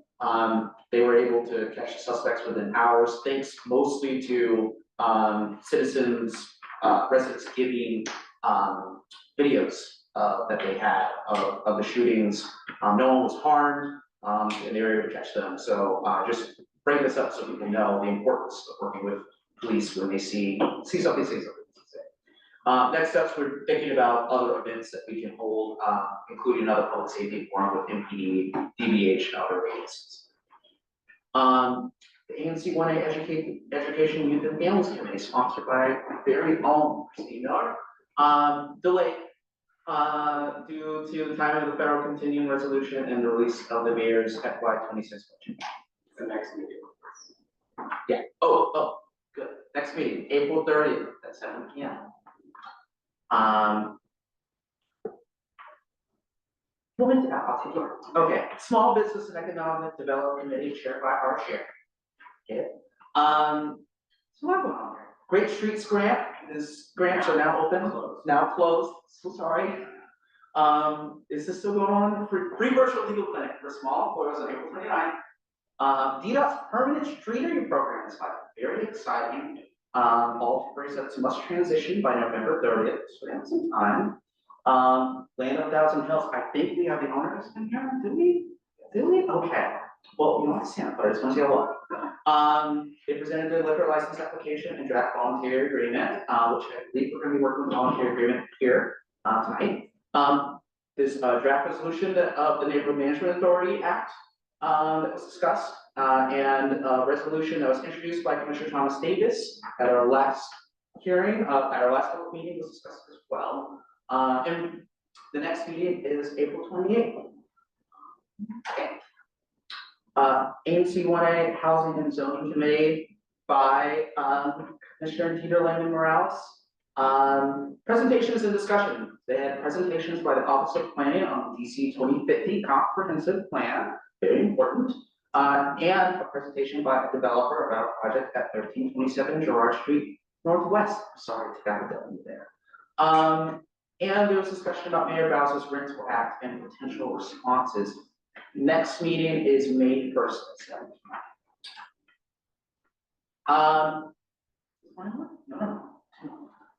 Next Transportation Committee, with Commissioner Jake Knoll. There's the following, resolutions. You will hear both of these resolutions, quite shortly.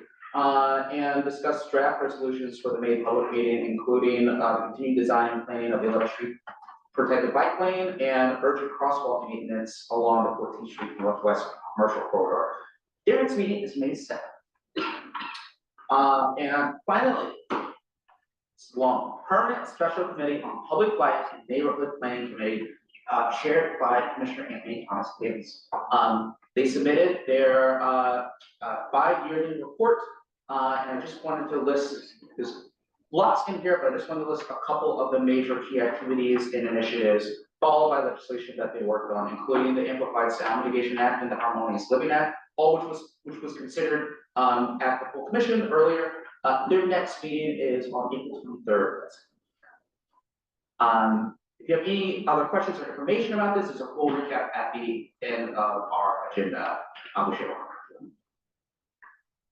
All right, fantastic. Thank you, Secretary Easley. We do encourage neighbors to get involved in our committees. That's where a lot of work is done before it gets brought to the commission. So we appreciate neighbors' engagement in that. All right, we're moving on. We are now at the consent agenda. The consent agenda, any matters listed here are considered to have unanimous consent of all commissioners and are able to be passed in one vote. However, any commissioner by request may remove items from the consent agenda. We have 3 items here. We removed the minutes earlier in the meeting. We have a voluntary agreement between ANC 1A and Land of 1,000 Hills, sponsored by Commissioner Davidson. We have a resolution to declare the sense of the commission concerning Columbia Heights neighborhood investment and revitalization, sponsored by Commissioner Thomas Davis. And we have a letter supporting the alley renaming on Harvard Street Northwest, sponsored by Commissioner Easley. We did hear about that previously at our last meeting.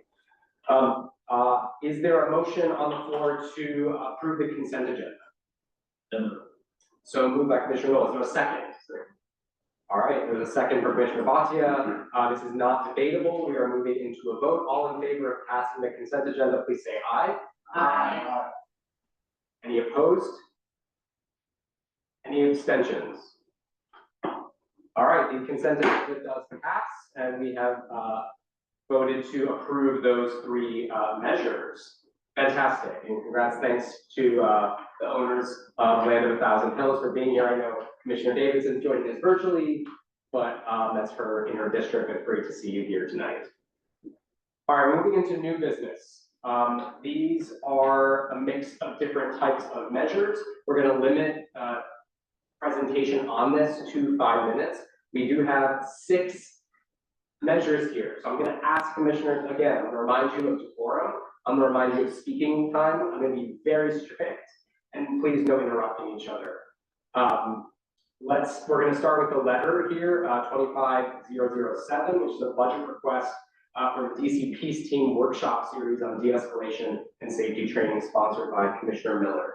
And Commissioner Easley, if you wouldn't mind sharing your screen and pulling that up for neighbors to look at in the meantime. Great, do you want me to wait until you pull that up? Or? No, go ahead. Okay, great. I'm gonna try to keep this under 5 minutes. This is a request for an in-person workshop that will be hosted by the DC Peace Team to provide training to commissioners and residents, up to 30 participants. These sessions are going to focus on de-escalation, bystander intervention, personal safety, and nonviolent communication, specifically contextualized for our local landscape. It'll include mental health and emergency response awareness. And one of the things that we had discussed and that I've had them add is also including immigrant safety and preparedness, specifically addressing ICE and HSI interventions in our community. The scope for this is from comments that I received at our committee of the whole meeting. This will be for 1 3-hour workshop, smaller than what I had originally proposed, which was 2. The scope will be, again, workshops that will practice de-escalation, help understand social and mental health dynamics, recognizing and responding to harmful and escalating behavior, This will have role playing, it'll be practice-based learning, it's a lot of in-person interaction. The outcome that we're hoping is, of course, that we increase the capacity of our participants to respond to conflict and crisis, enhance safety and preparedness, and to empower bystanders to act constructively. This is open to the public, but what we're really hoping to target is, of course, I expect all of our commissioners to be there, but also really targeting our community-based organization leaders, faith leaders, school leaders, those individuals that we know are going to be engaging in spaces where some of this might become necessary to deal with. We have a large LGBTQ community, a large trans community, a large Latina, Latinx trans community, all of whom I've spoken with that really would like to have a community that is prepared to act as allies and in support, especially as we know World Pride is coming up. We are also looking at an influx of summer interns with an administration that has really set a tone, I'm just gonna say it, that really perpetuates harassment, hate, and violence. So this is really just arming, I don't want to use the term arm, preparing our community with the tools to act in ways that are responsive, non-violent, don't involve the police. It's something that we've done in the past, and so this is just another opportunity to bring this into our community. Thank you. Yeah, that was under 5 minutes. Thank you so much. Can you bring a motion to the floor to? So with that, and again, I just wanted to thank commissioners who gave feedback. I'd like to move that the commission approve this budget request to move forward with contracting the DC Peace team. All right, there's a motion on the floor to approve this budget request. I believe it is for $750 in total on a 3-hour interactive workshop on de-escalation and safety training. Is there a second on this motion? Second. Hearing multiple seconds, and online, thank you. This motion is in order. We're gonna move into discussion and debate. Commissioners would like to speak on this. I just wanted to clarify for information. Yes. I'm gonna continue to accept seconds, just to make sure we have support. Continue. I would be opposing this measure. I had this discussion with colleagues. I remain concerned about the number of individuals who will benefit from this kind of training. I understand that this has been maybe paid for in the past, but where are those, how do we measure the impact of this investment, right? We're talking about 20 individuals who may or may not ever come in contact or may never interact with the various entities here or the various situations here that will require that training. And so, I would rather us direct this investment directly to the DC Peace team so that they can use whatever they're currently doing in somewhat of a broader way. They are out there twice a week. They're there on Wednesdays, as well as Saturdays in conjunction with the farmers market. I think they roughly have about 4 or 5 team members out there, maybe a little less some days. So I would like us to think about, is it better to make this investment directly to the organization, or think about ways to expand this beyond the 20 community members that may or may not be, again, able to put all of that training to good use. It also sounds like you were not able to get the recording authorization to kind of record this and just have it available in perpetuity. I think that would at least offer some continuing conversation that I think is worthy of this investment. But is there a way for us to work around that, to either make a direct grant to DC Peace team, or to figure out then how will we measure the impact of this training, and will those individuals be tasked, right, in some way to kind of be present at certain neighborhood, events? Are they willing to make a time commitment to then be a part of certain events that will require that level of training? All right, thank you. I have Commissioner Easley.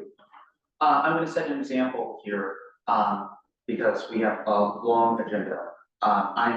This is the only time I'm going to speak during this specific item, and I will only speak once at most for each item, unless someone asks me a question. I just want to respond to Commissioner Thomas Davis's points, actually, with two things. First, with the concern about what I believe is a concern about whether or not this expense will be allowable. My understanding, again, is that this sort of workshop has been deemed allowable in the past. And I do have a request to clarify with the Office of ANC, just to reconfirm, because we do have a new director in the office, so that I am getting that confirmed, just FYI. Yes. And I will just note, as this is not precedential value, but when I was treasurer, based on my conversations with ONC, when they would look at the amount of people who would be impacted, my sense is that this sort of thing would work because of the public purpose test that they tend to institute. The only other thing that I'll ask, which I'm unsure about, is Commissioner Thomas Davis mentioned the DCP's team. I don't know what their funding source is, so I don't know if it's duplicative of us to give them direct funding or not. There are limits to which specific organizations we can give money to. So I understand your point, but I think this is likely allowable, and thus I will support it for all the reasons that Commissioner Miller articulated. All right, we're gonna go to Commissioner Davidson and then Commissioner Miller. Just to speak very briefly, Commissioner Thomas Davis, I appreciate you raising the concerns that you have. Just I think they're definitely valid. What's the measurable impact? How many constituents will this reach? I think the Christine Commissioner Miller sent us an email citing just the OANC guidance, and to me that felt that covered the basis for me that this is an allowable expense, like Commissioner Easley said, but that's still, even if it is allowable, to your point that these are 30 residents that will have there. I've heard Commissioner Miller speak to the intention to recruit specifically leaders within the community organizations of faiths of these places to bring them into this space, and I think specifically having their positions as leaders will position them to disseminate this information. I think, yes, it would be great if, the point of the training is to be able to go use it in, if you see a circumstance in need of intervention, but I think it's also, they have then learned this information, and yes, there might be parameters around how they can explicitly disseminate the actual, materials from the training, but that doesn't mean that they can't disseminate the information and the content that they learn. And I think their position in these organizations will mean that they can be affecting a lot of our residents in that way. And so hopefully that can make us feel better about the fact that this reach will go further. So that was just the only comment I wanted to make. All right, thanks. Commissioner Miller. I'm gonna, if you don't mind, I'll let Commissioner Miller go, and then I can try to speak to as many as I can remember, so. Sure. Sure. I just had a question / concern about the DCPC in particular. Yeah, this is just frankly not an organization I'm very familiar with. I've looked into them a little bit. I tend to be wary of giving nonprofits of this nature public money. I've read horror stories, not at this scale, of course, but of these sorts of groups sort of extracting public money and then not delivering on stated promises from all of it. So I just wanted to get your read on how effective they are, how trusted they are, how well known they are. Do they put their money where their mouth is, essentially?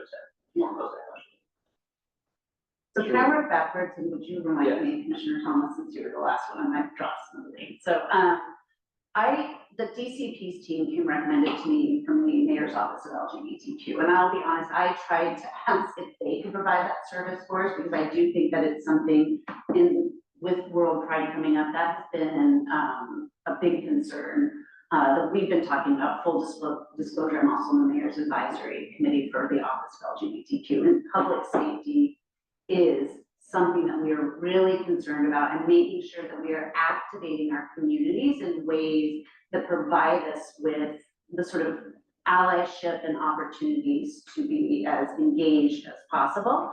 So this was the recommended organization, and then they've got a list, and I'm happy to send that list to folks of other organizations and that they've worked with throughout the city. You know, we do need, you know, it does require, and Commissioner Thomas Davis would probably know faster than I, that our funding does go to nonprofit or natural business. We couldn't do it to a stranger on the streets. Yeah. So we do have that requirement. So I did have to have somebody that is a business that's been stood up. Listen, I agree. I wish that it could be more than 20. I wish we could open it up to the community and have as many people show up and have an auditorium built. But because this is very hands-on, because it's very engaged, there's a limit to how much they can do. I did discuss with them how we can sort of preserve the information that we're receiving in these trainings.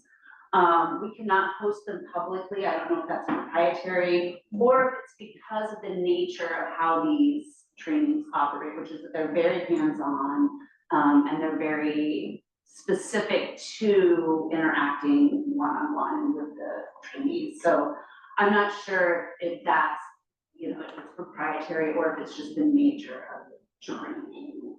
And I do think it's really important, again, I think to Commissioner Thomas Davis's point, that we make sure that those individuals that are participating are as willing to be activated as possible. I think that we have a large number of community-based organizations in our S&D. A lot of them are dealing with our immigrant community, and like I said, a lot of them are dealing with our LGBT community. And so I think in schools, and so I think that would be our first line and target. I think that alone gives us 15, 20 individuals that would be in our community consistently. They're already engaged. Other than, aside from that, we then have open to an additional 20 or 30. But yeah, I mean, to your point, Commissioner Thomas Davis, I do wish that we could have an auditorium built. I wish that we could just have presentations, but I think the act of training individuals in this specific scenario is as valuable as explaining it to them. All right, thank you. I'll also just, I'll recognize myself quickly. I'll just add that the DCP's team is the team that is at the farmer's market every Saturday in the yellow vests. Doing, interacting with some of the unhoused population that frequents the area and further north on 14th Street. So they have a presence already on campus. Are there any other comments, questions during this discussion? Anything from the public?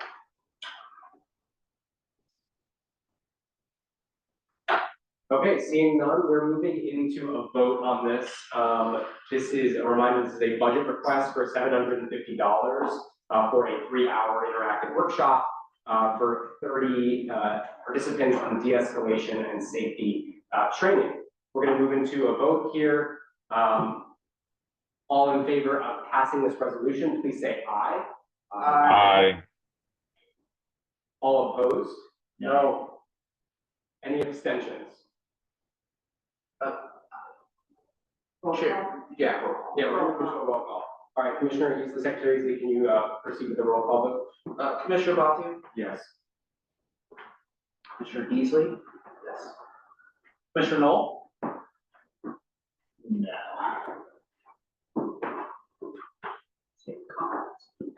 Commissioner Miller? Yes. Commissioner Morales? Yes. Commissioner Perry? Yes. Commissioner Thomas Davis? No. Commissioner Sherman? Yes. Commissioner Davidson? Yes.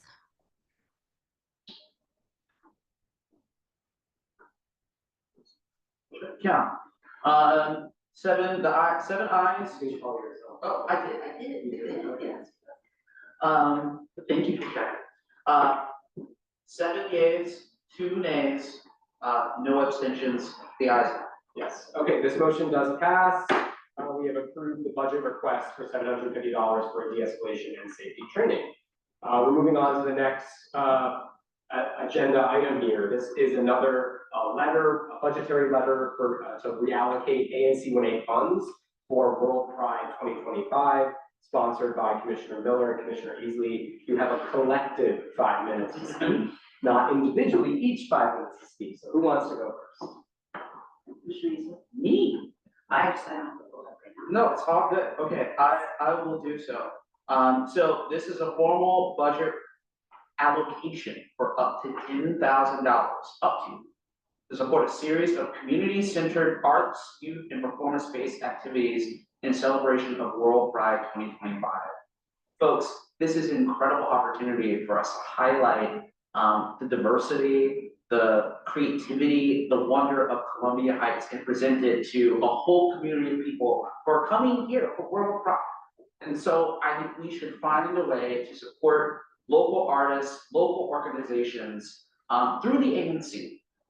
You know, there's been a debate and a discussion amongst our commission about how we can utilize our funds. And I will note that during our budget period, when we first came up with this year's budget, we put in money for events sponsored by ANC 1A because we wanted to make our own mark before the community instead of just partnering with organizations, wonderful organizations, by the way. So I just want to be very clear about what this allocation would do. This would allocate $10,000 so that we would be able to partner with organizations in a multitude of ways. Other commissions have already done this in order to prepare for World Pride. Anything that we decided to actually spend money on this, if we decide to spend it on a local artist, that would still have to come up before the commission. We would vote on that specific artwork or on that specific project. So this is not a decision about what is going to be done with the money. It is a way for us to allocate it on the budget, so that way commissioners can go to organizations and say, hey, we want to work with you, we want to do something, and we already have funds ready to go, allocated for this purpose. Because otherwise, we're not going to be able to go to them and actually say, all right, we have money in the budget already allocated for this purpose. Commissioner? No, I will just throw out to that now.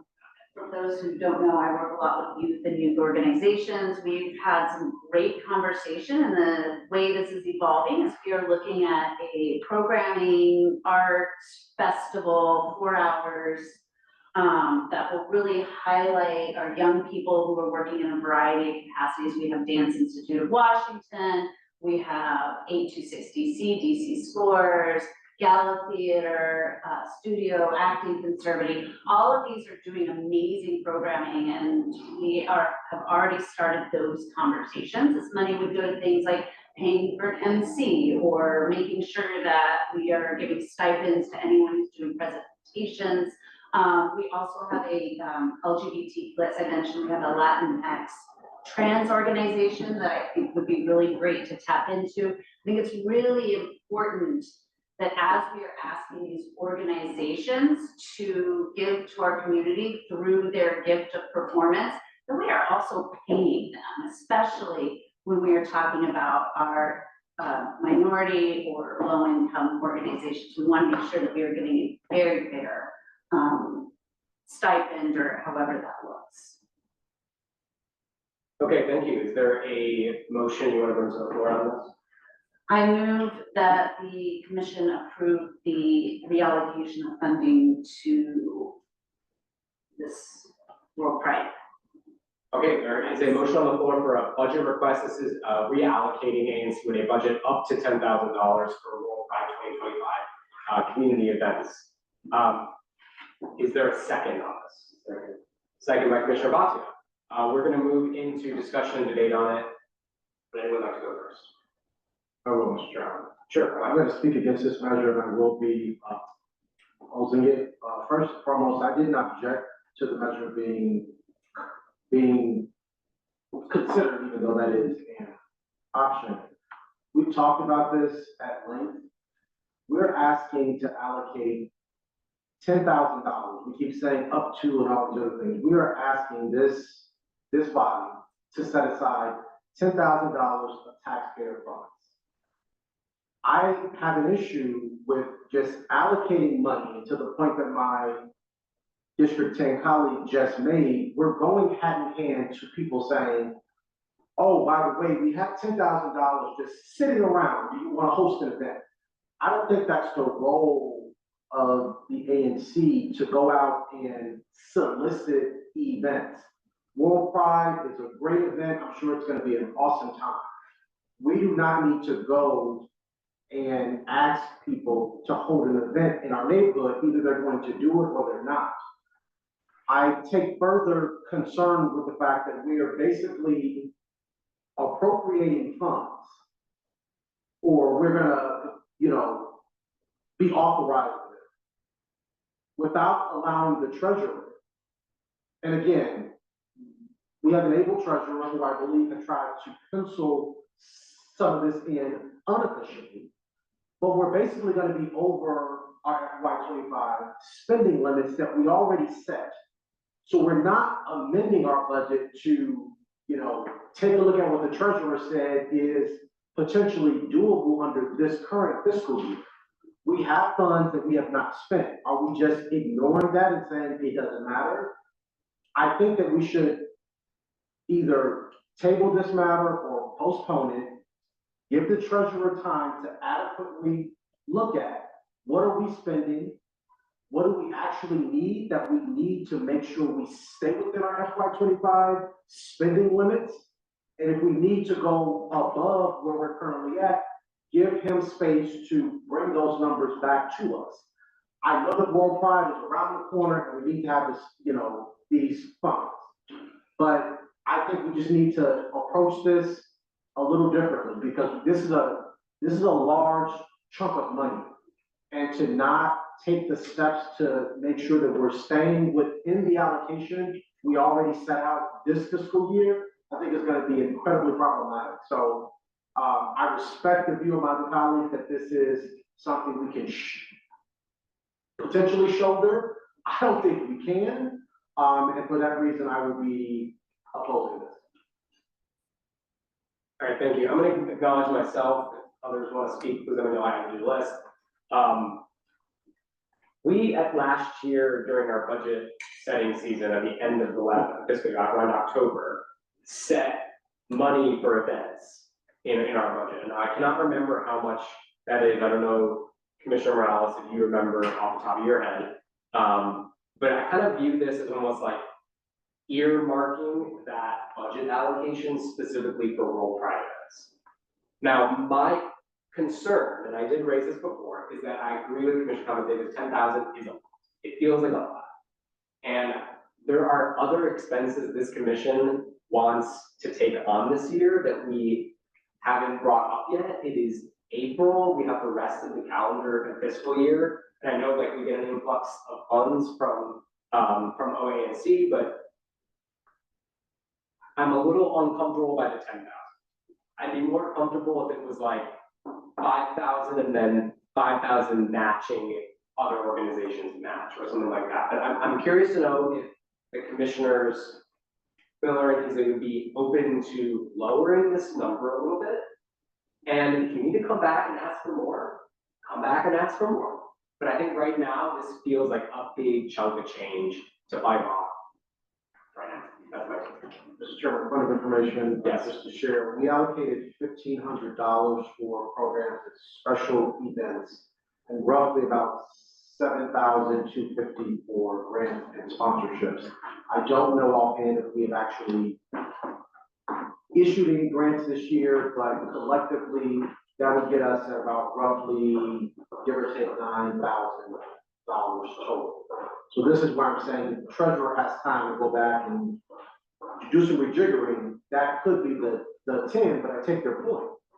We are just in not even the middle of the year. Yeah. I see Commissioner Morales has his hand up. Would you like to speak? Who's also our treasurer. Yes. Was that a recognition for me to speak? Yeah, go ahead. I don't have the figures in front of me. I'm not at home. I'm currently in Arizona, but I can try to log into the QFR portal throughout the meeting and check on that. But no, that's not the point I was trying to make. The point I'm going to make is And for context, for those of you who are watching at home or in person, our commission has developed a habit of trying to address these concerns and issues in between meetings, between our committee of the whole and the public meeting today, so that we are, one, saving time on deliberation, and B, don't get into these back and forths. And so what I'm confused by is because we already had this very same discussion 2 weeks ago at our committee of the whole on the budget. We as Commissioner Thomas Davis pointed out, we sketched out the budget, we talked about these proposals, we talked about how much money would go into them, et cetera, et cetera. I've spoken with Commissioner Miller at length about both of these proposals, the one that we just passed and this one. So my question is, why are we all of a sudden concerned again about this money? We had this discussion, we talked about it, there was time for concerns to be made about, or be addressed, or be aired out about these expenditures. And now here we are talking about, oh, actually this is too much money. It's like, well, where was this 2 weeks ago? So like, well, that's my concern here. Like, I'm not concerned about the money. We have the money. We have over $50,000 in the bank. Like I said at the beginning of the meeting, I don't think we have an issue with the money coming in either, because we get $4,000 to $5,000 every quarter from the ANC. Director Bates is there in the meeting. He can attest to this. You know, we get this much money every year, every quarter. The money will come back. And so again, I fully support this proposal. I think we should use this money. It's just going to sit there. Otherwise, it's not like it's going to go away. And I'm just confused as to why we're relitigating this in public now, when we had this meeting or this discussion 2 weeks ago internally as commissioners, and now we're airing out these concerns today. Thank you, Commissioner Morales. Are there others that'd like to speak on this issue? I'm gonna move an amendment to change the budget allocation to 6,500. Thank you. They can accept it as friendly or not. Yes. To accept it as friendly? We accept it as friends. Okay, so this motion, this budget request has been amended to be 6,500 as a budget allocation, up to 6,500 for Roll Pride 2025. Is there any further discussion on this motion? Okay, seeing none, we're going to move into a vote. Yes. We're going to start with the voice vote, see how that goes, and then we'll go into other ways.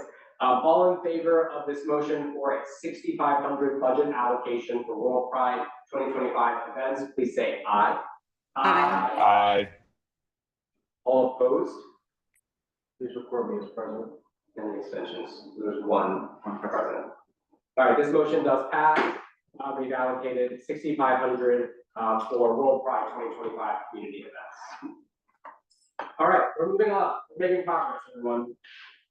All right, we're moving to R2511, resolution concerning strategic parking enforcement and transportation improvements on 14th Street between Columbia Road and Monroe. This is sponsored by Commissioner Thomas Davis. You got 5 minutes. Thank you, Mr. Chairman. I had some longer remarks, but I'm going to try to truncate this as best as I can. The measure that's before us addresses significant and growing concern around the transportation challenges plaguing the 14th Street commercial corridor, particularly around the DCUSA shopping complex. It offers a pathway toward tangible improvement, and it's critical that the responsible agencies like the district, the Department of Transportation or DDOT, and the Department of Public Works or DPW fully understand the gravity of the situation that we are facing. The need for action is clear, and to be even clearer, these are not new issues. Our commission has a positive history of advocating for these very improvements. Many solutions have been offered in the not too distant past, and they were not adequately addressed or even addressed at all. My colleague, the 1805 commissioner, knows as well, having offered or helped author many of those resolutions years ago. We have previously called for traffic management and parking enforcement to address idling vehicles near DCUSA and provided recommendations on comprehensive transportation improvements for 14th Street. This resolution builds on those efforts and urges a more comprehensive and coordinated strategy. I will dispense with going through what is included in the resolution, but I encourage the public for their application to certainly read through it, but I think most of my colleagues understand what is outlined there. I will also skip outlining what is a proposed multi-pronged approach. I will simply say this is not just a list of complaints to the agency, but rather it is a call for action to DDOT, DPW, WMATA, and many other agency partners. It acknowledges past efforts while demanding a more coordinated, targeted, and accountable approach. The challenges on 14th Street, especially around BCUSA, requires nothing less.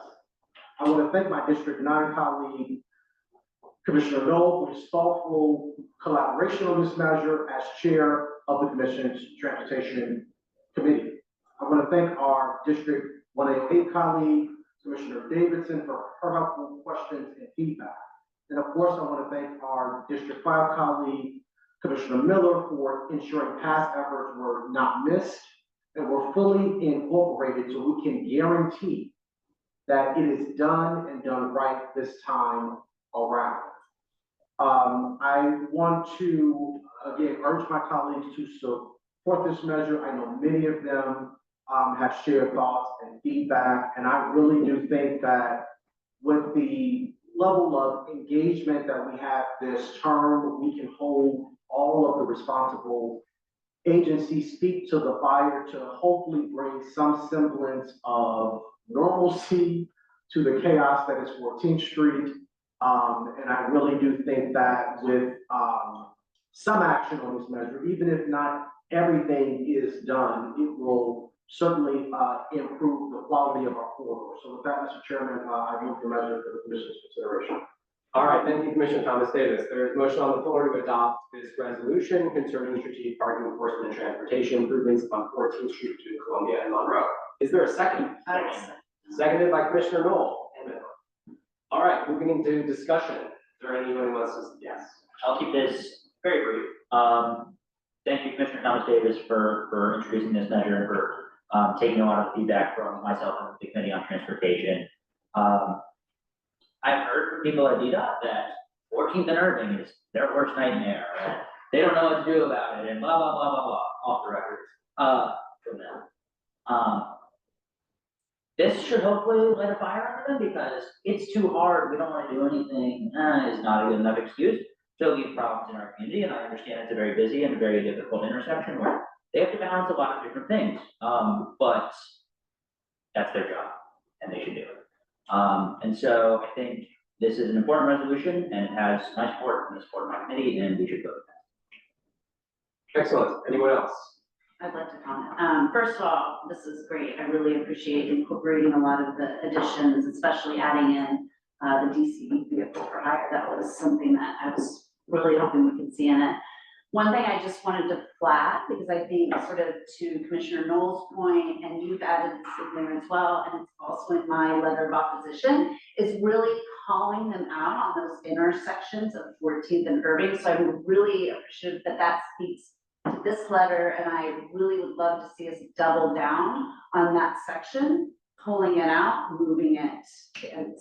It has to be done. It's something that we have, or that I especially around Park Road and 14th Street have historically asked for the same kind of studies. So I'm really looking forward to moving that component amongst all the others as well. So thank you for that. Great. Any other comments? Commissioner Davidson. Oh, yes, Commissioner Davidson, go ahead.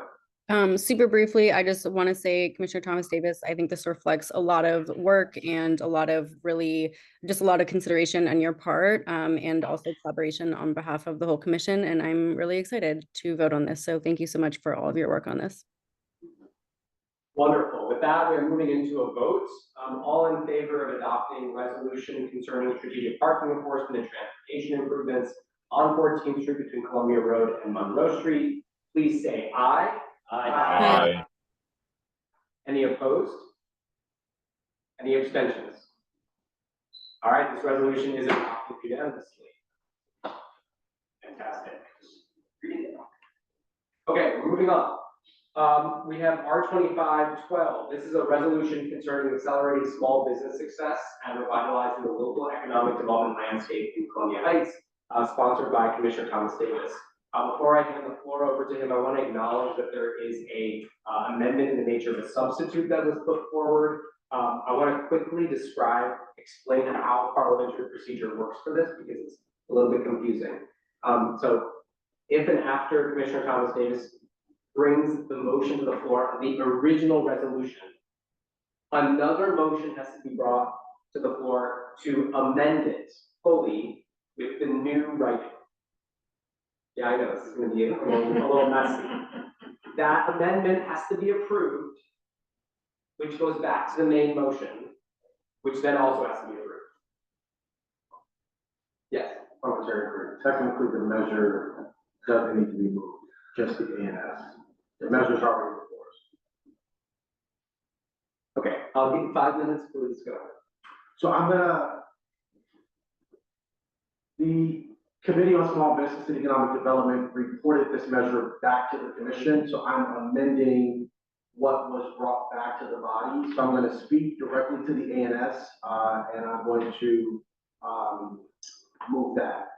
This is, again, I had longer remarks, but I want to be cognizant of the time and just say that the amendment before us contains several provisions to the introduced version, some of which include suggested revisions reported by the Committee on the Committee on Small Business and Economic Development.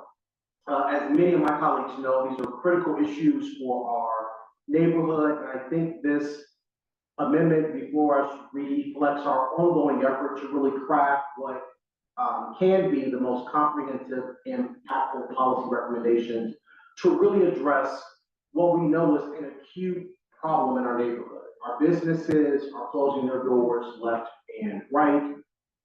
You know, I don't want to be hyperbolic here, but our economic landscape has effectively shut down.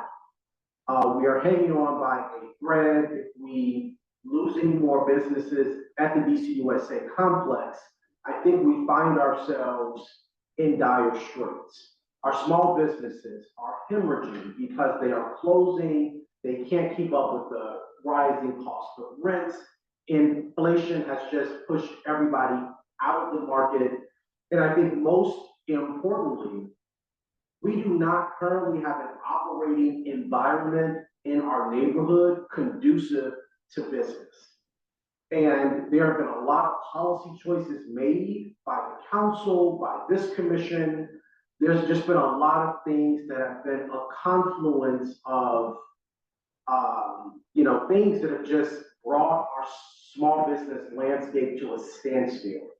And so while I think the introduced version was strong in its foundations, there are some substantive adjustments made that I think brings greater clarity to what we are asking of all the agencies here. And I think it really amplifies the potential impact of what this resolution is calling for. And I think it gets us to a place where we can ensure that our neighborhood's economic revitalization is both robust, but is also equitable. Again, these have reflected continued conversations with both residents and with business owners. And I've taken all of what I've heard from colleagues and I think done my best to not dilute the overall intent of this measure, but I think hopefully get it to a place where we can all find some kind of common ground.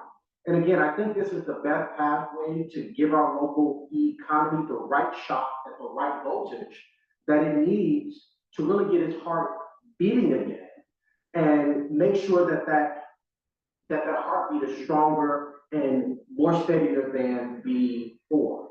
I'm really proud of this measure because it has been the result of careful, months-long crafting and consideration, input from a number of different residents, business owners, as well as visitors who are often passing through the neighborhood. I am one of those people. I'm not afraid to stop and talk to any stranger and ask them, what do you think about our neighborhood? And I think this is a shared commitment from every person I have talked to say, we care about the economic well-being of this neighborhood. So I urge my colleagues to support this amendment. I look forward to working with each and every one of them to make sure that all of our recommendations are fully acted upon. And I think that we have an opportunity to make sure that Columbia Heights, after more than 20 years of transformation and development that has unfortunately stalled due to a lot of underinvestment over the last, I would say, 5 to 10 years, make sure that we can fully realize the neighborhood's economic potential and make sure that everyone that calls this particular neighborhood home, right? We are a very transient neighborhood. And so I think a lot of people forget about the residents that call this place home. It is the only thing that's going to keep those folks here. So I move the amendment and urge my colleagues to support. All right, thank you. 5 minutes on the top, great job. Okay, if I understand this correctly, there is a motion on the floor to amend the resolution. We need to vote on that amendment and then we will vote on the motion itself. Is there a second on amending this resolution? Second. Seconded by Commissioner Norton. Any discussion? Yeah. Go ahead. I would just like to add a little color to Commissioner Thomas Davis's commentary because I think it is crucially important. I happen to have access to CoStar Group, which is a real estate data firm. The 12-month reduction in square footage in our submarket is 72,600 square feet in what is considered uptown DC, which is more than Columbia Heights, but obviously we have a lot of retail property here. The vacancy rate increased by 4.6% for retail spaces, and while that happened, median rents still increased by 5.1%. So we have retailers who are in dire straits right now. Supply and demand are diverging in some dangerous ways, and I think if there isn't concerted action to act by our local leaders, that this will continue to suffer. And I'm happy to share this with folks. Any other discussion on amending the resolution? Yes. I'm so sorry. That's okay. We're discussing is Amend the resolution. So, it when, has been seconded to move forward with this amendment. yes. Discussion is all. Yeah, when we vote, we are voting to amend the original resolution, and then we're going to discuss that resolution. Thank you for being on. I know. All right. That is the way I understand it. I researched this ahead of time, and We just so, need to consider the underlying measure because it's already substituting the underlying measure. but we haven't voted to approve the substitute. When we vote to approve the amendment of the nature of a substitute, that is the measure. And then you have to vote on the measure. We're already substituting it, so that is the measure. This is not this is not a discrete amendment. So I don't want to complicate anything. We just need to vote once. We're great. We're simplifying it. Fantastic. So I'm going to recognize myself. I want to appreciate Commissioner Thomas Davis for working with me on this. I know the Small Business and Economic Development Committee looked at this last month. I know Commissioner Miller was there. We marked it up. There were some minor changes.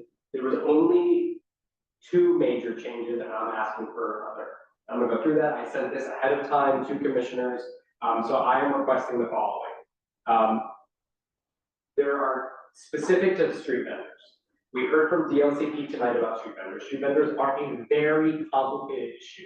Over the course of this year, that was the 3rd time we've heard from DLCP. We've heard from Beloved Community Incubator last meeting. We as a commission, me personally, and speaking in my personal capacity, I believe that we need to maintain that balance of holding their feet to the fire, but also supporting the fact that vendors are micro enterprises and have been part of this community for decades before many of us potentially live here.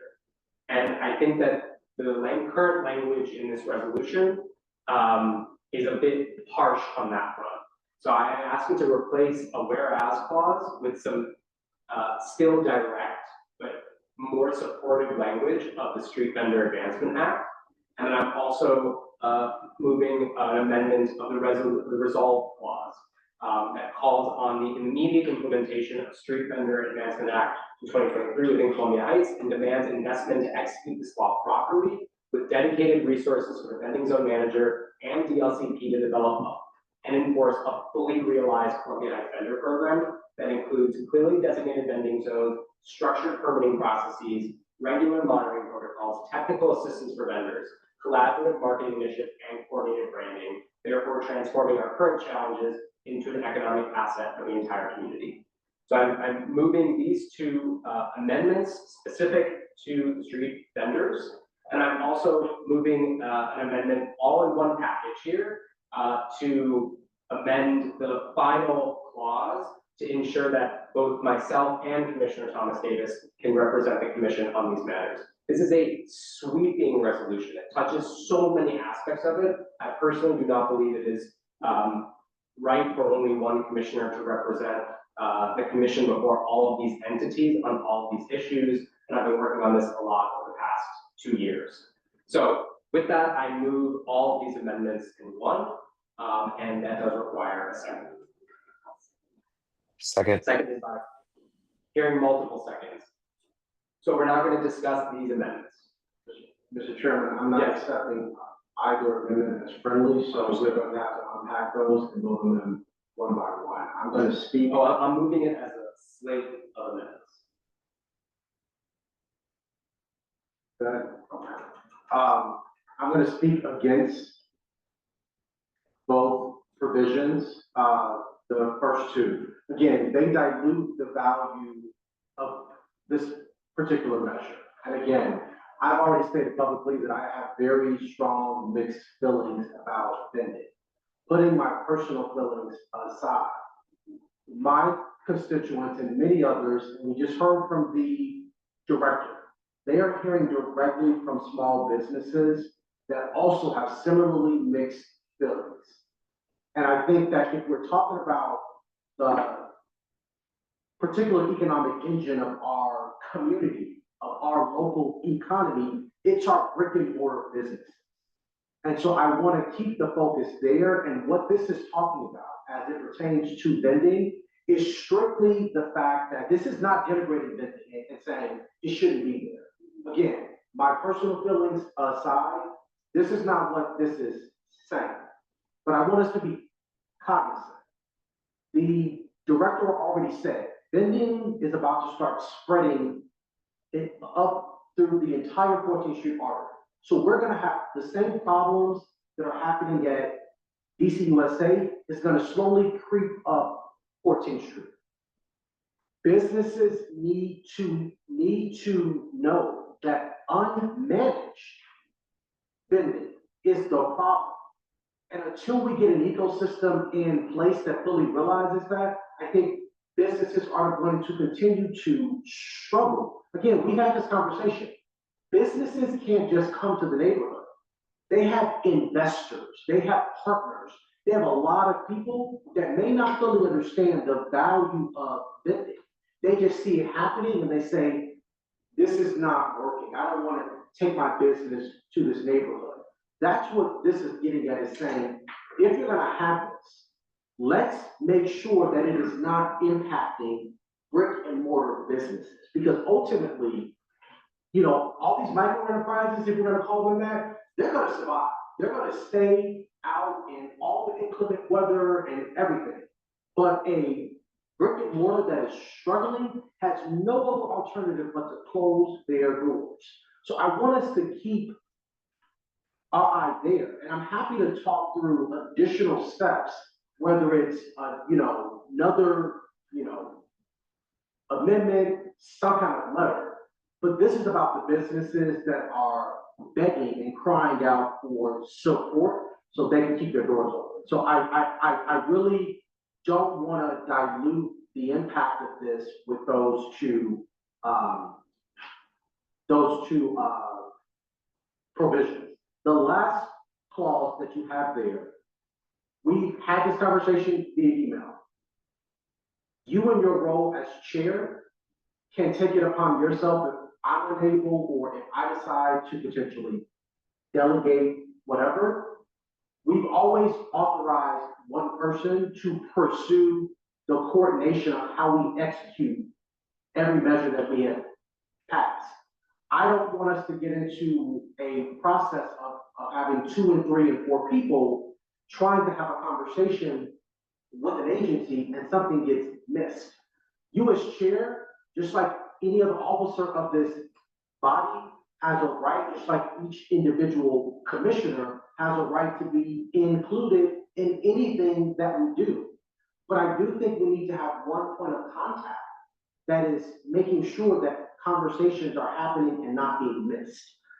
If this body feels differently and they want to add you, and this is a practice that we want to have going forward, fine.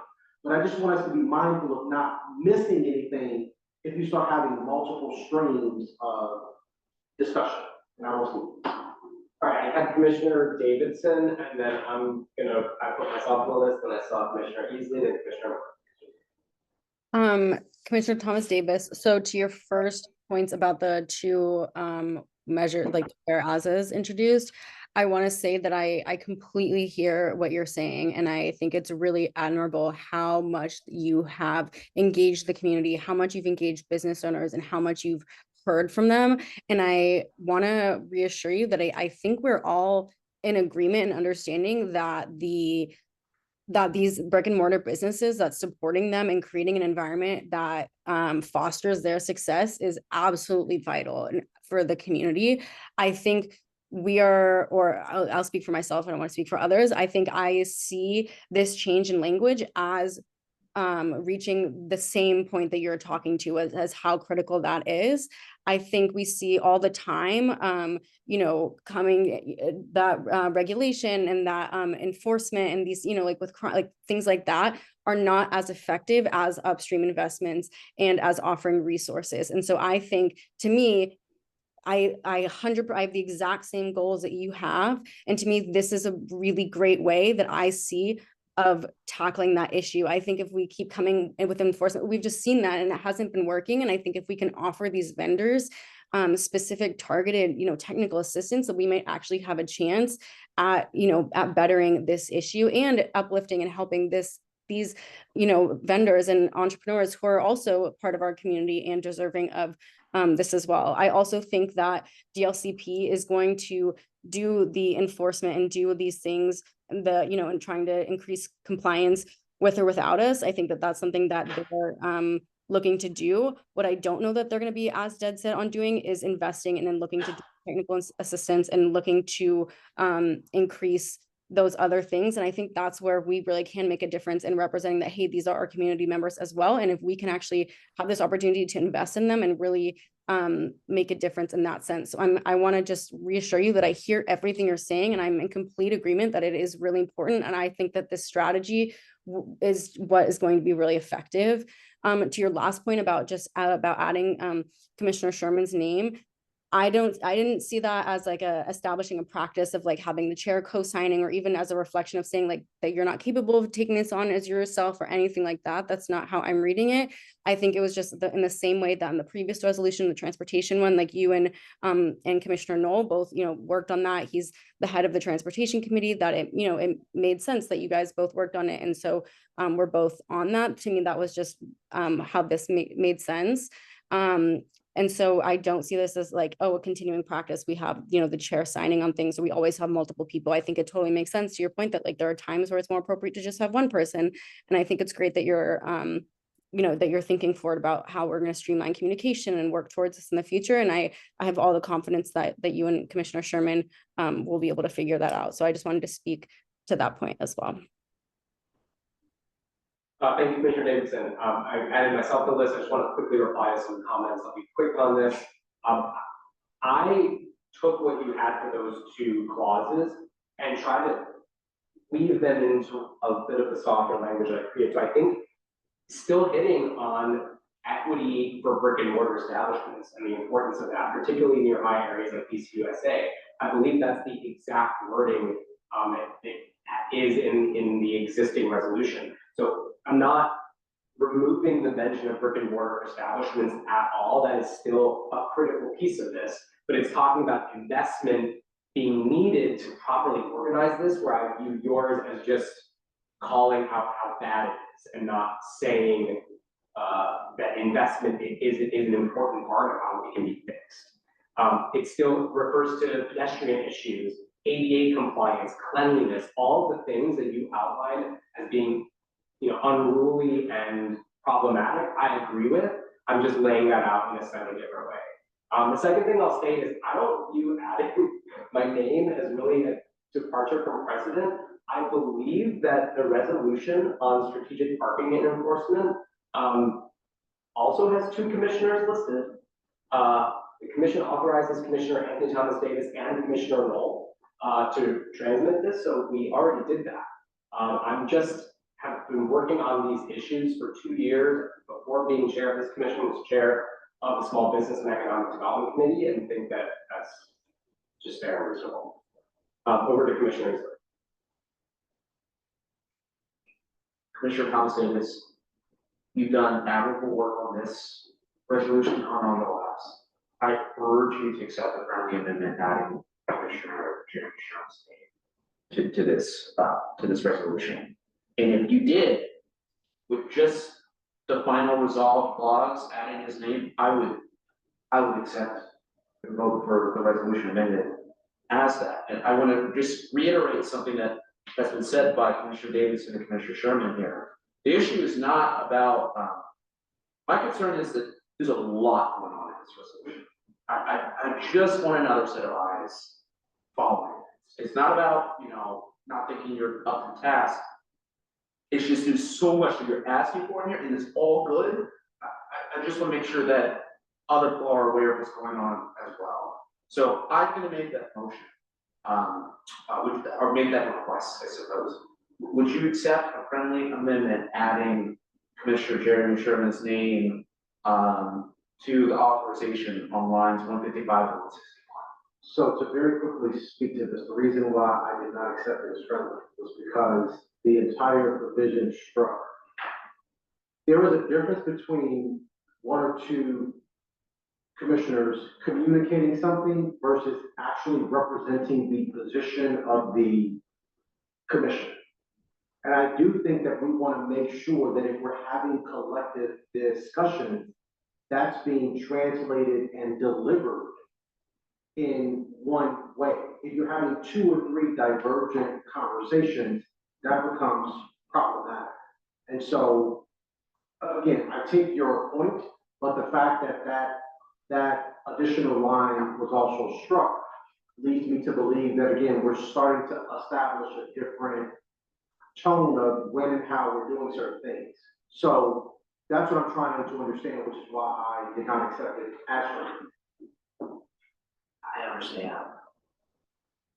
All right, I think Commissioner Miller was last speaking. I want to recognize it is almost 10, and so let's just keep moving here. I mean, you're lucky I really do that. As fast as possible.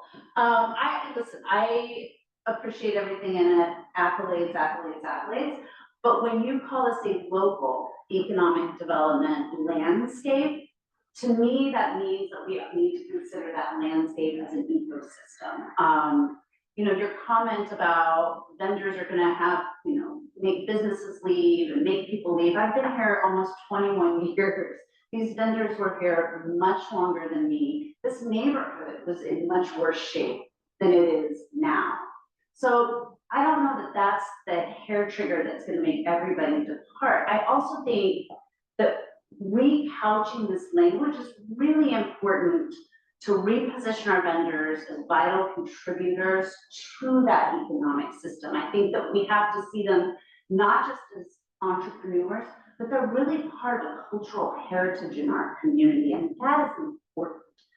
I think it's been said many, many times, we don't want to take our foot off the gas. I think all of the points that have been made about ADA compliance, making sure that we're adhering to regulations, none of that disappears. I think we have had many letters, many resolutions. We continue to hold DCLP, speak to the buyer. That doesn't end, but we need to think about creating a more unified framework that includes not only our brick and mortar, but also another group that has been part of our community's legacy for a very, very long time. And as you pointed out, will continue.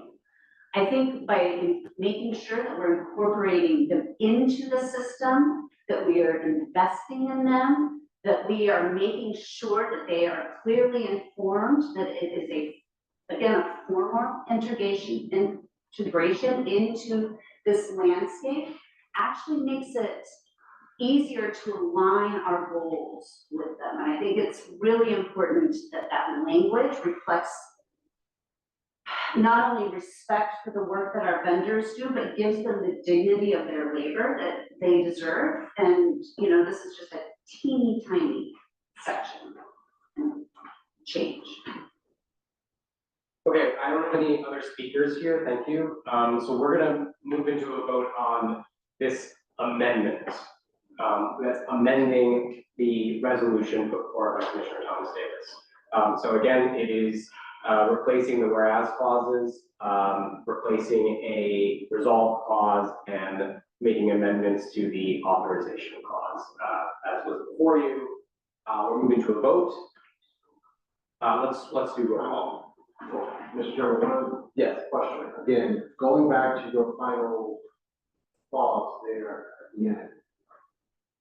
If you remove, just to be clear, if that line is struck, we're just passing this and we're sending it to the agencies. No one's representing us here with that line struck. So I just want to make sure everybody's taking on trying to effectuate what is happening with this resolution. I mean, do you want to? You want me to, I will accept keeping this. Does that change? I'm just trying to understand what the intent was behind it. Because this resolution is so sweeping across so many different things that saying to represent the commission in all matters pertaining to this issue before the mayor, the city administrator, DEMPET, DSLBD, DLCP, OP. I mean, the list is huge. Like saying that only one person represents the commission on all these matters before all those agencies doesn't feel like the right language for us to be putting out. That's not my point anymore. If you're adding yourself, you've also struck that line. That's what I'm trying to get at, is that if you're adding yourself, what are you trying to get at there by striking? Yeah, understood. That's a fair point. That's what I'm asking. No, the intent is more on the representation, less on the communication.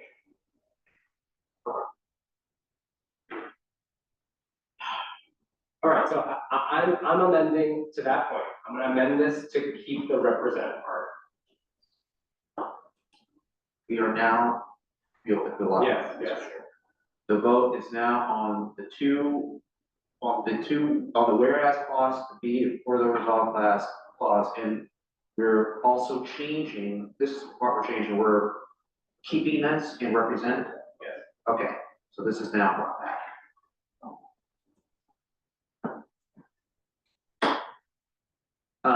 Just to further clarify, sorry folks, I just think this is important.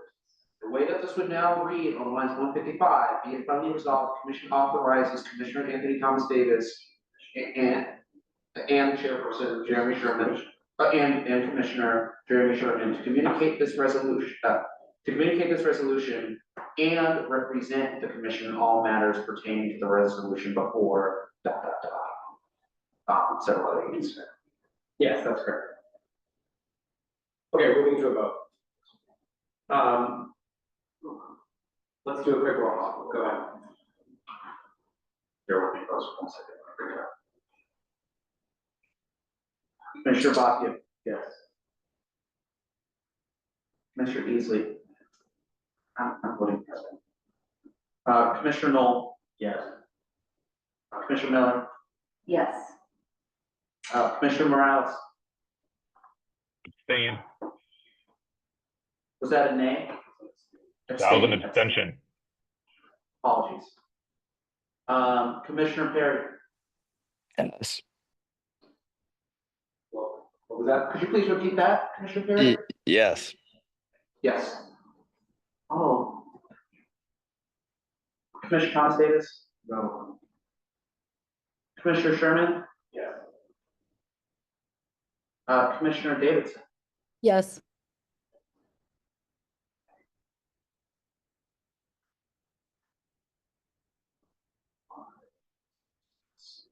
6 ayes.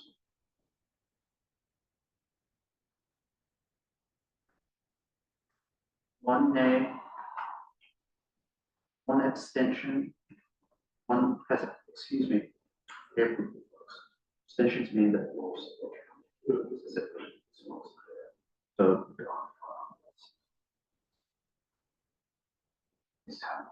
Passes, yeah, the amendment passes. That's 68. Okay, the amendment passes. The resolution brought forward by Commissioner Thomas Davis has been amended. Is there any further discussion on the resolution? All right, we're moving into a vote on the resolution itself. This is R 2512, resolution concerning accelerating small business success and revitalizing local economic development landscape in Columbia Heights. Let's try a voice vote on this. All in favor of approving the resolution as amended, say aye. Aye. Any opposed? Any abstentions? Resolution does pass as amended. Thank you, everyone. We're moving on. We do have two final measures here, so let's do it, everybody. This is resolution concerning opposition to the NOI we received from DDOT from 2592 TESD regarding 16th and Urban. Commissioner Bonte, go ahead. So I will say, Mr. Baldessari did a great job describing the issues at hand. I'm gonna make this super short. DDOT is proposing the full-time elimination of all left-hand turns southbound from 16th Street onto Irving. Just to point out, it currently has a dedicated left-hand turn lane and a protected left turn light. And the alternatives that they are recommending include Monroe Street, Harvard, neither of which have dedicated left. Oh, Harvard does have a dedicated, okay. Monroe Street does not have a dedicated left turn lane, nor does it have a protected green lane, both of which make these left-hand turns now exceptionally dangerous, much more dangerous than when you have that protected left-hand turn lane and protected green light. The reason we were given is, I think as Commissioner Knoll has already pointed out, was the congestion on 14th and Irving. What we are proposing is this not only doesn't improve safety, but it's not going to make that congestion any better. This particular resolution first vehemently opposes it, but also requests, and I think this speaks to Commissioner Thomas Davis's resolution,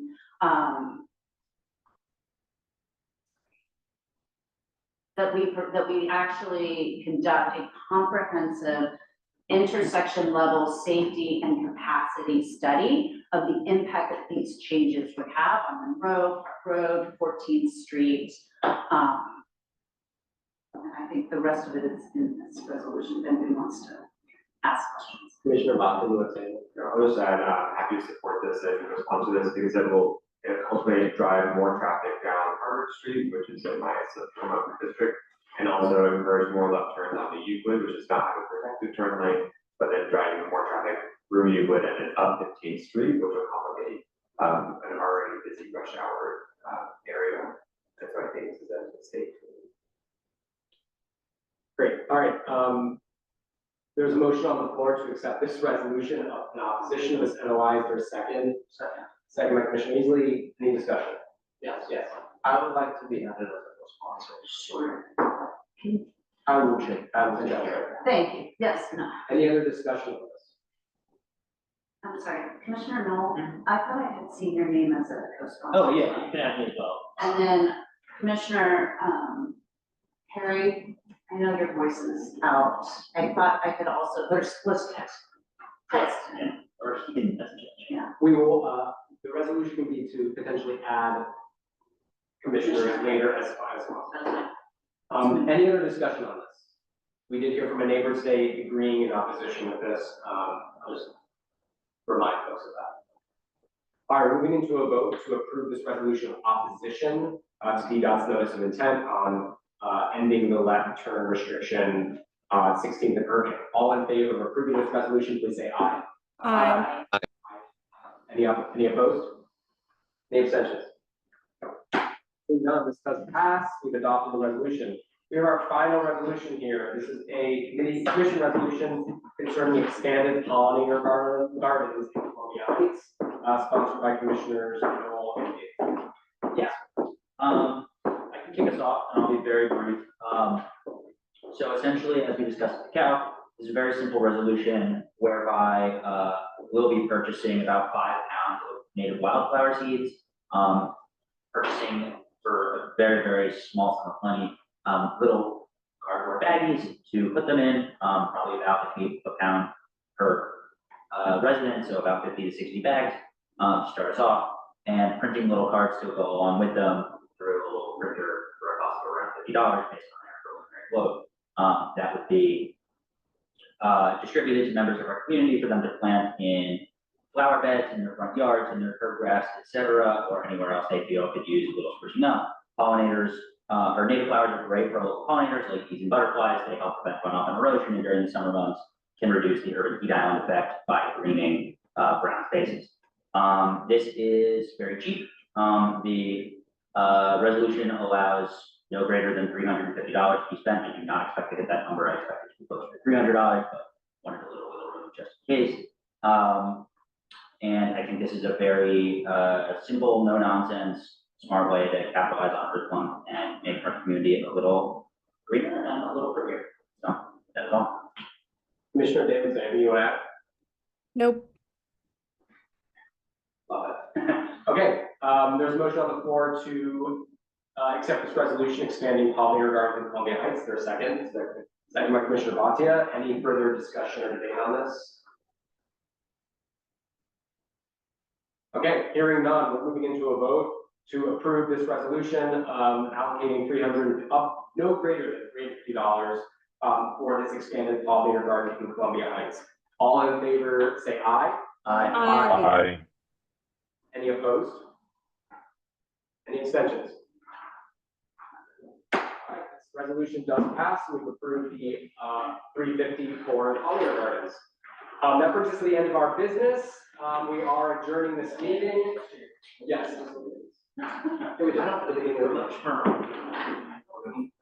Guys, it's Jake's birthday. Oh, what? You didn't say anything? Hold on.